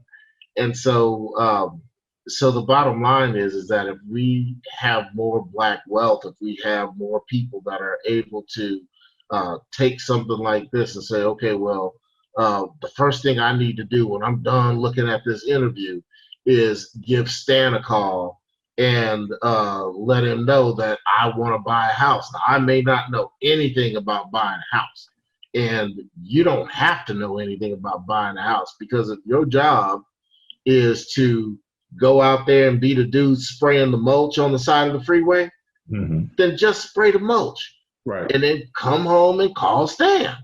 Right. And then Stan will get you started. Is that right, Stan? I mean, is that pretty much, what a person needs to do? That is true. I mean, I wouldn't want someone to blanketly trust their assets to another person. You have to have some basic knowledge about, you know, what would happen. But you can call in an expert such as myself and say, this is what I'm thinking of doing. How would I go about doing it? And then as we have this discussion, you see whether or not what I'm saying is making sense to you and is understandable. Because the last thing you want to do is get into something you don't understand at all, because that's when you can be taken advantage of. But yeah, right. A person that wants to find out about real estate, they can call me. I can tell them about, right now, I can tell them about commercial real estate. I can tell them about investing as an investor in small residentials up to 4 to 6 unit apartment buildings. But if they want to go commercial, that's another level of real estate where another expert will have to get involved, because I don't deal with commercial real estate. But that's what you'll find out as you decide as an investor what you want to get into. Okay. But residential real estate is something that everybody, I think, should have a stake in, because right. That's how wealth is built up in this country. And that's the key ingredient to this conversation, is that it's about wealth. It's about wealth for our people. It's about wealth for yourself, no matter what your background is. I don't care if you're black, white, brown, whatever. It's just the fact that you need to start taking money management and wealth seriously, and part of that path to wealth is home ownership. Yeah, and as someone's grandma said sometime in my past, they're not making any more land, so it's only going to become more valuable. I like that one. So unless we get that space probe finds that next planet, right? Or we start landing on comets or something. So they're not finding any more land. Wait a minute, Adam. Go on. You go on. Right. Right. Yeah. Peace. Exactly. Yeah. Y'all can have that one. So yeah, I'll just deal with the land that's getting more expensive, right? I want your land right here. Yeah. Yeah. So just learn this game. Don't worry about the Martian land yet. So the Martian market is all it's too expensive right now. But anyway, so let's deal with that a little bit, because we didn't really get that deep into it. But you were talking about now the fact that you can help people find investment property as well, because it's not just about the acquisition of a place to live. It's also that you can help somebody find an alternate place to live. We could even be talking about somebody who may want a house hack for a while, because you may have a young family, or it might be you, the wife, and a baby, or just you and the wife, and maybe 2 young kids, and you say, okay, well, living in a duplex or a triplex wouldn't hurt me. A 2-bedroom, 2-bathroom triplex. I'll live in one and then rent out the other 2, and then those people pay my mortgage for me. Is that something that you can help me out with too, Stan? Yeah, that's definitely something that I can still help you out with, and it's definitely feasible for you to think about that. One of the things that people also should keep in mind is that their first property doesn't necessarily mean it's the only property you ever own. So just because you can only afford a small house, that's not your dream house, doesn't mean that's where you're going to stop. Just as I did early in this interview, I said I bought the ugliest house in the block, but I made it look better and I made it more valuable, and then I sold it and got eventually the house that I wanted that I'm living for a long time. But that's how you also have to think about it. So similar with buying a duplex, triplex. Okay, you may or may not want to live next to somebody your whole life, but who said you have to? But if you buy a duplex, a triplex, fourplex, and you live in one unit and your other units are paying your mortgage, I mean, you can't get better than that. You're essentially living rent-free in your own place. You have control of the property. Other people, as long as you screen them right, they're good tenants, they'll be paying there, they'll be living there for a long time. And then eventually, if you want to get your own single-family home, you can move out, and there you have a 4th unit or a 2nd unit or whatever that you can now rent out and have perpetual cash flow the rest of your life. And then you can pass again that on to your next, your kin, and have that legacy of investment property that'll pay off forever. I mean, as long as you maintain it, it'll be there forever. You can go into, and Los Angeles is a very relatively young city, but you can go out there and still see houses that were built at the turn of the century, 1900s. They're still standing today, still producing income for people that have paid it off many, many years ago. So, again, you have a working asset that will go up in value, and it could pay you an ongoing income at the same time. So let's talk about that for a minute, because I'm not sure if many people really get the gist of what it is, like how valuable that would be, even just to have one. So you mentioned earlier in our discussion about how a person needs to start saving that 10% per month. And then we talked about how they either need to start saving money or they need to find another way to start making more money. Well, yes. If I were to buy a triplex, live in one, and then rent out the other 2, and then have my mortgage paid for and possibly put another $200 or $300 in my pocket every month, would that be a good way of saving more money? It sure is. Think about what you're just talking about. Not only if you had another job and you're earning income, but you're no longer having to pay rent, so your other renters are paying your mortgage. Look at that cash flow you have there.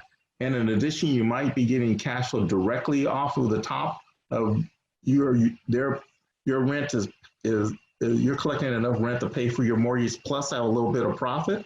That's now you have 2 sources of income that you can use it to leverage to buy another property or invest in another vehicle. And so, no, go ahead. I'm sorry. I was just gonna say, so always keep in mind also that you shouldn't put all your investments eventually in one nest egg. You should then diversify and see other ways that you can invest in. Now let me ask you this then, because with the idea of being able to buy a triplex or a quadruplex, and we only say up to 4, because once we get that 5th unit, then everything starts to change into commercial. Is that correct? Yeah, as far as the insurance? In terms of the definition of the type of property is now goes into a different basket in terms of what companies would or would not fund that loan and how they value that property. Okay. Yeah. Now, so what I'm concerned about is so for a guy that doesn't have a lot of money but does have the credit, can go down there and say maybe he's got a 650 credit score, might be working a job as a waiter right now, earning I don't think there are any waiter jobs right now, are there? But let's just say the dude is door dashing. Yeah, the new waiters of the 21st century, the DoorDash guy. So let's just say he's earning a pretty good, decent living doing the DoorDash thing, and he's got decent credit score, and he says, you know what, I could really use a triplex or a fourplex right now to be able to, you know, alleviate this rent that I have every month and start saving that money. Is that a guy that can actually go to one of your lenders and possibly qualify and then maybe do some gap financing to help supplement what's missing there? Is that as a possibility?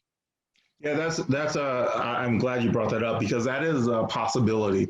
What happens is in order for you to get the funding for that triplex or fourplex, whatever, you still need to bring some money into the table usually. So if you don't have the money for the down payment, that's what you just mentioned. An investment tool that you can use is called gap financing.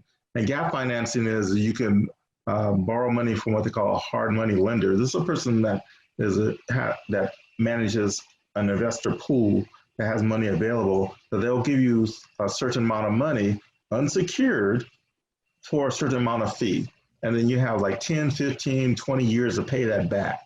But there's no penalty for paying it back earlier.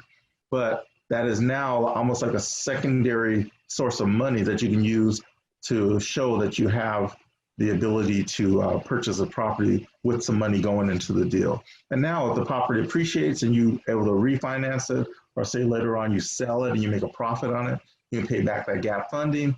It was upfront, no money out of your pocket. It's just really based on your credit score of how much or how little that gap funding might cost you in terms of the fees that they charge you.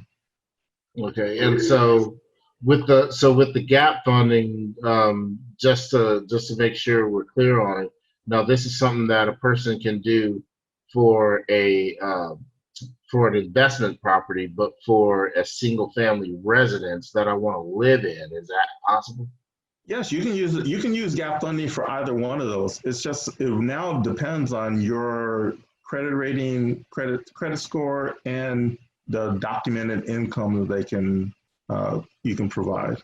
Because it is a loan to you. You can actually use it for whatever you want, but it is normally considered a short-term loan because the fees are substantial next to what you can get for a house loan, a home loan. But this is an avenue for you again to leverage. You get an asset worth a lot of money for a small amount of money that you're borrowing, and so then you can then leverage that later to refinance it to get the whole house payment or the mortgage payment for the triplex, duplex, or single family home under a lower interest rate altogether, and then pay off that gap funding early.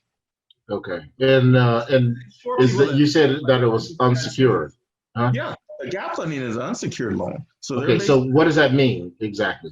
That means it's not tied to being a lien against your property. It is actually based on your income, your credit rating, and so they're making a determination whether or not you can pay back that loan. It's a loan, but it's not tied to a real asset. They call it a tangible asset. Gotcha. Okay, and then so with that said, the numbers have to make sense, obviously, for you to want to engage in something like that. Yes, is that correct? Yes. You would have to really show that it is worth your while for you to use that kind of funding in order to make the deal happen.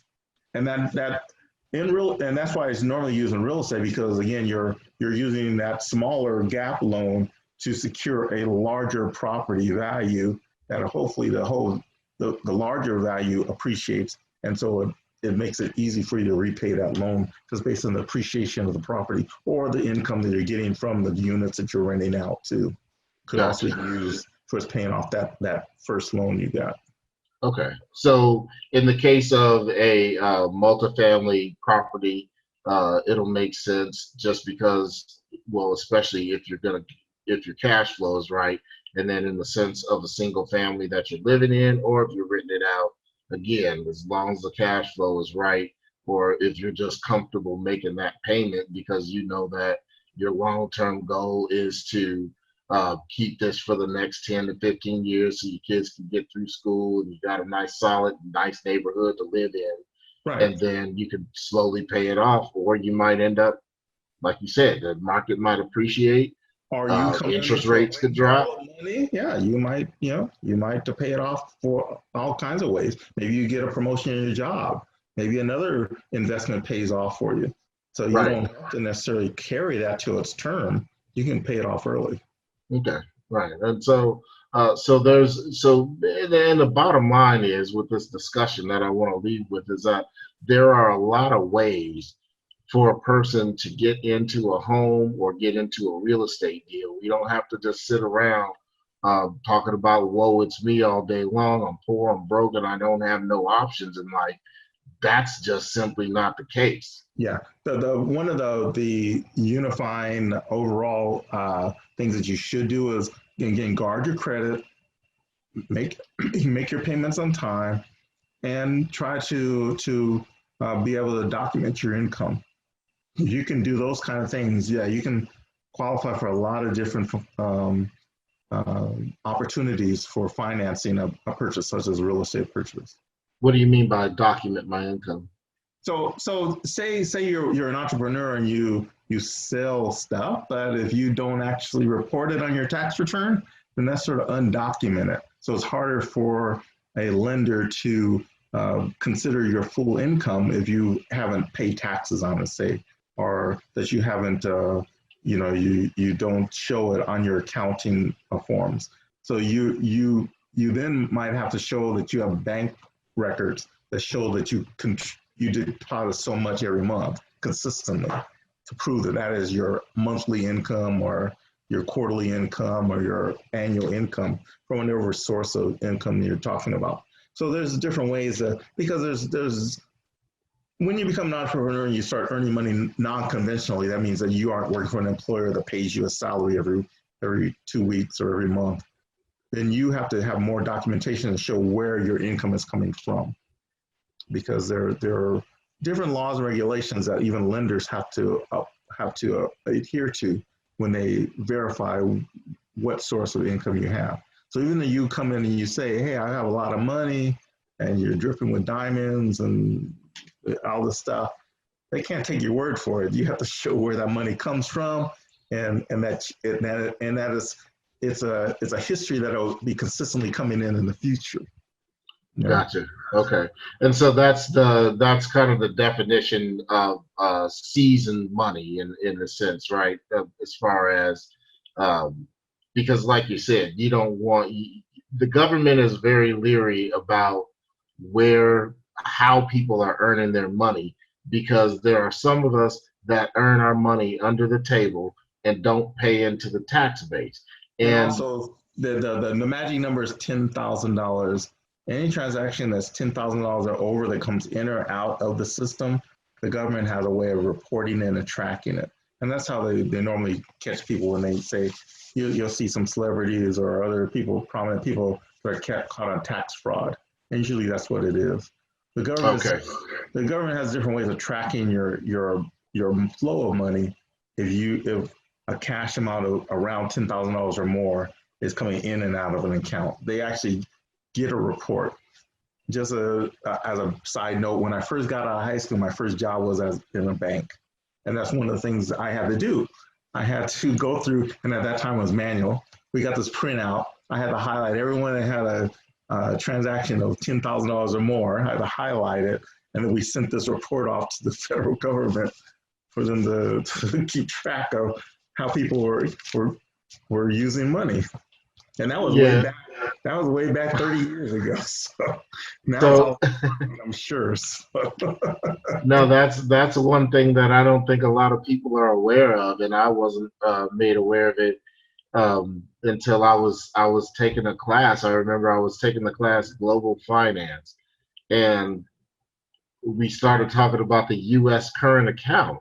And I was like, well, hold on a second, because it's like early in the morning, I think like 8 a.m. and I'm driving all the way down to Orange County. And so I'm like, wait, what are we talking about? I said, the U.S. tracks all the money? And he's like, yeah, they track every single dollar that comes in and out and what it's being spent for, what industries are making what back and forth. I mean, like everything is accounted for. Yeah. So those serial numbers on your dollar bills actually mean something. And it's amazing that the country can keep track of all of that, trillions of dollars. As I said, it was back in the day, but I'm sure it's more automated now. It's because they have required all these financial institutions to report all this stuff on you. So Right. the government itself is not tracking it, but they're getting these reports. Then they can now, sort through it in whatever way they are. And if some anomaly comes up and your name is attached to it, then they start specifically looking at you. Yeah, they do, and that's and that could turn into a whole nother 2-hour discussion about that. And that's more than I know and I want to know. Right. But for the purposes of real estate, if someone walks up and says, "I'll buy this house," and they give me $500,000 cash, I am not selling that house to them unless they pass it through a bank and an escrow. Right. Now, I can't take that cash. I literally can't take that cash and say, okay, it's a sale, because then I'm going to be audited. gotcha. So, and what you're really saying is that they simply need to know where the money is coming from. Like, it needs to be tracked, because yes, there are investors that will pay cash for a house. My first real estate deal was with one of those guys who goes around and he just whips the cash out of his pocket and just pays for the house. He can do that, but not everybody can do that. And the people that can do that, the government wants to know, okay, well, if you can do it, how can you do it? How long have you been doing it? Yeah. And where is that money coming from that you've done it with? Right. Did you just get that from your uncle? Did your uncle just die? Okay, we can see that. Or is it that it was already sitting in your account? Or if it's been building up over time? But the main thing they want to know is, are you doing something illegal or are you not? Because it's not only about drugs and heroin and cocaine and all that stuff. Now you got to deal with Al Qaeda, like serious things, like when you're dealing with these really high numbers, that laundering of money can come from anywhere. Yeah, and so it's understandable that they would want to know where it is and how to keep track of it, and basically, all these financial instruments that all these really smart people come up with. Well, there's a bunch of smart criminals out there who can come up with ways on how to use those instruments, and they use it very well. So that's why you have to believe me, when you get into those really high number transactions, there are other avenues that you will now take advantage of, so that you now get the best tax advantage opportunities for that too, to minimize your taxes. But that's something you will discover your CPA though.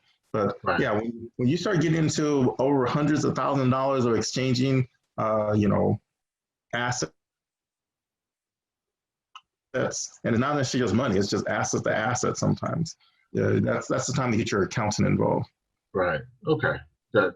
And I'll keep that in mind when I start telling you I need to get that $1 million house up on the hill. I'll be the next move. So that's right. Now, so Stan, when we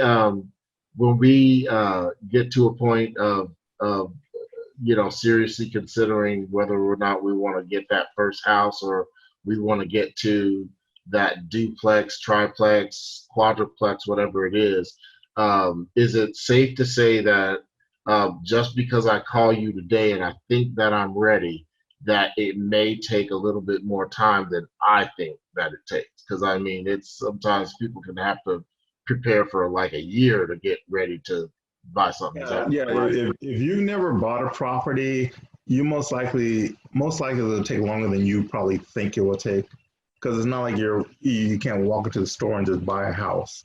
There's actually a process and procedure to go through. I thought you could get them on the internet like everything else, Stan. What's going on here, man? I mean, they're on the internet. I thought Zillow just let you just click the button and you bought a house. What's up, man? Okay, I guess it's all anything's possible. I would not recommend that. Hey, some people think that would be great, but when it actually happens, it's like, be careful what you ask for, right? That's a very bold person to buy a house like that. But I was saying, yeah. So the main thing is, yeah, if someone just called me tomorrow and said I want to buy a house, I go through the whole process of just seeing if they're ready to buy the house and what their expectations are. And based on their situation, I would tell them whether or not their expectations meet their goals. And if they don't, then how they might either get prepared for that, to be in the position, or to change the scope of what they're trying to do. And hopefully from there we can do business together. But it always starts with a question. They got to be interested. And I'm not the only expert out there. I have no problem with them getting other opinions, but I would give them my best opinion, and I would try to help them the best I can to reach the goals. Well, I mean, just based on the fact that you look like a trustworthy guy and you haven't aged a day since the day that you retired, apparently, I would definitely trust your opinion more than anybody else's, Stan. And if you tell me where to get that water that you've been drinking, I would trust that too. So, Stan, how can people get in touch with you? Yeah, well, they can get in touch with me by either sending me an email. My email address is stanyourrealtorman@gmail.com, or they can also just give me a text or call at 626-497-6163. I love to hear from them, and like I said, hopefully we can do business together in the future. All right. And do you have a website that people can go to? I have a website, but I'm redeveloping it right now, so I'm going to be new and improved. So I'd rather not give out my old one. Okay. Wait till I get the more interactive one that I'm working on right now. Okay, I'll tell you what. So we'll through the magic of television, we'll eventually, when you get the new one, we'll pop it on. I have my son re-edit and add it on to the end here. We'll just put it in the comments down below. Okay. So, appreciate but it. I want to make sure that that people have the opportunity to get in touch with you. Especially those of you who, you may not have ever thought that you would be in a position to qualify to buy a house, and that's quite honestly, most people think that way. I remember when I had my house. A long story short, I ended up losing the house in foreclosure, but it was actually I actually got with an investor. She was an agent and an investor, and she managed to actually sell the house before I was foreclosed on. So I was really lucky. I walked away with money. But that was it a short sale, or was it just a conventional sale? It was actually a conventional sale. Okay, And it was then you didn't lose money. You just didn't make as much money as you expected to. Exactly. And so and that was the house that I said I had I got down payment assistance and all that stuff on. And it was just funny because it was 5 years after I had bought it, and that was when a few of the things had vested. Especially my down payment assistance, so I didn't have to pay back as much as I had actually borrowed. Yeah, so there were several things that worked out for me, but it was one of those things to where at the time, just going through it, I kind of understand the mentality of what people are going through it now, just because just freshly separated from the wife, just got the kids back, so now I'm a single parent, had gotten laid off, and I didn't know where to go. Yeah, when your circumstances change, it has changed, so you're not in the same position as when you first bought. You're right. Right. And so you could be in a situation where it could become very stressful. And so she just with her expertise, she was able to take that same approach that you have, which is to basically find out what I needed, what my issues were, and then work around that. And so she was able to actually help me stay in the house for quite some time through doing loan modifications, and then We did a bankruptcy that never went through, and then we finally got to the point to where they said, okay, well, now we got to foreclose, and then she already kind of had a buyer lined up, and then we had a few people come and look at it, got the price up a little bit more, and then they were able to And execute. got out from underneath that debt. But Yeah, other people might be in a situation where they've lived in the house for a long time. Also, their situation changed. Say they got sick, or they lost their jobs, or they retired and their income is just not the same as what it used to be, and they can't afford their house payment anymore. But they're house rich, which means they might have a lot of equity in their house. There are also programs for people in those situations too, where you don't necessarily have to move. Your house equity can actually help you to eliminate your payment and possibly give you a supplemental income out of that too. So those are all these kind of things are possible, and all depend on your situation. right. So, And really about just asking the questions, just reaching out and asking the questions just to see what's out there. But right. I can certainly understand a lot of people sometimes are apprehensive about it because it's more comfortable to stay in the shell sometimes. But Right. those problems are never going to go away. Stay in the shell. They're just going to get bigger. They're going to multiply. Yeah. Right. So, but yeah, so it was actually through that process that I kind of forgot the point I was trying to make. I think I was. Well, I think you were going to tell me about what happened after that. You know? Yeah. Well, what happened after that was I going to tell you about that? No, it was something else. I'll probably think of it like hours later, right after, or probably 2 minutes after we get done with the interview is when I'll think about it. But no, you were saying something about helping people out and what you require from them when you take a look at a situation. Is that right? So. Yes. But anyway, so nevertheless, we'll go ahead and close out the interview here. But I do want to thank you seriously because, like I said, there were several things that I wanted to accomplish with doing this YouTube channel, and a lot of it had more to do with focusing on people getting started with real estate investing and finding ways to make money right away in real estate. And we do that, but yet we don't talk about the other part of the real estate business, which is your own personal residence and your own personal comfort and your wealth that you can create from having your own space. Because if you're always just focused on everything out there, then you're never focused on anything going on in here. And yeah.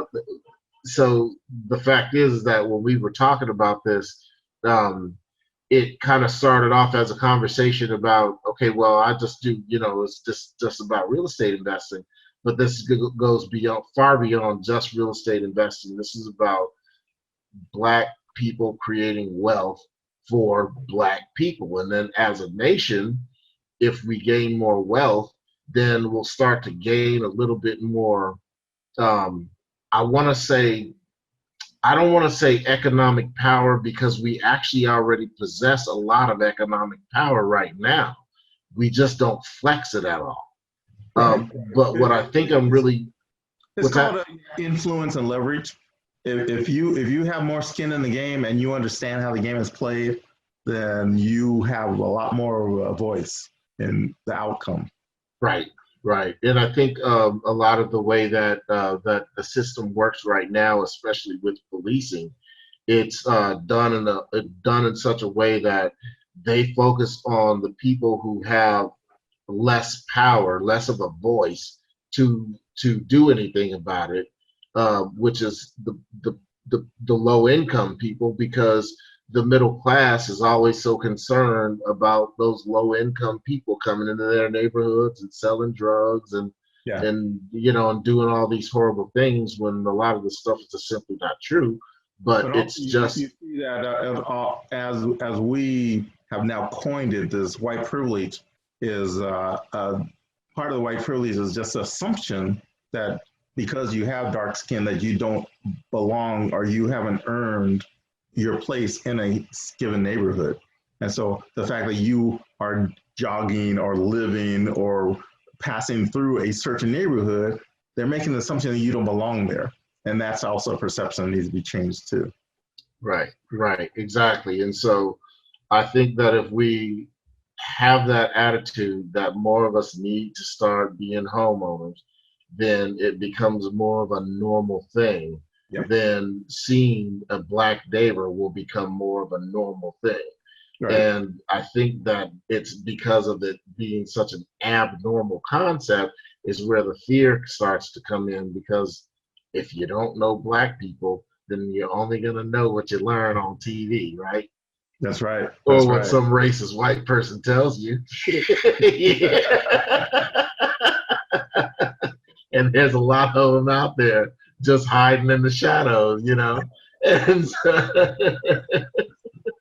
so anyway, I thoroughly enjoyed this conversation, Stan. I would hope that you would come on again and we can expound on some of the other things that we had talked about, maybe take the conversation to a level 2 and you know, keep on educating our people. Well, Alvin, now that we know each other a little better, if anything comes up that you think I can contribute to, don't hesitate to call me, okay? All right, I surely appreciate it. Like I said, I'll probably think of that question about 2 minutes after we're done with this interview, so expect a text message later tonight. Oh yeah, this is what I wanted to make that point. Right. All right. Thanks a lot, Stan. Take it easy. And for those of you out there that need Stan's services, please go ahead and give him a call at the phone number. We're going to go ahead and flash it on the screen again. @gmail.com. stanyourrealtorman@gmail.com. You know, I used to rap, man. I didn't tell you that. So that's right up my alley. So in fact, I will direct you to my Houseman website where I have my rap song up there and everything. So I did my logo as a rap. So Hey, anyway, cool. Yeah.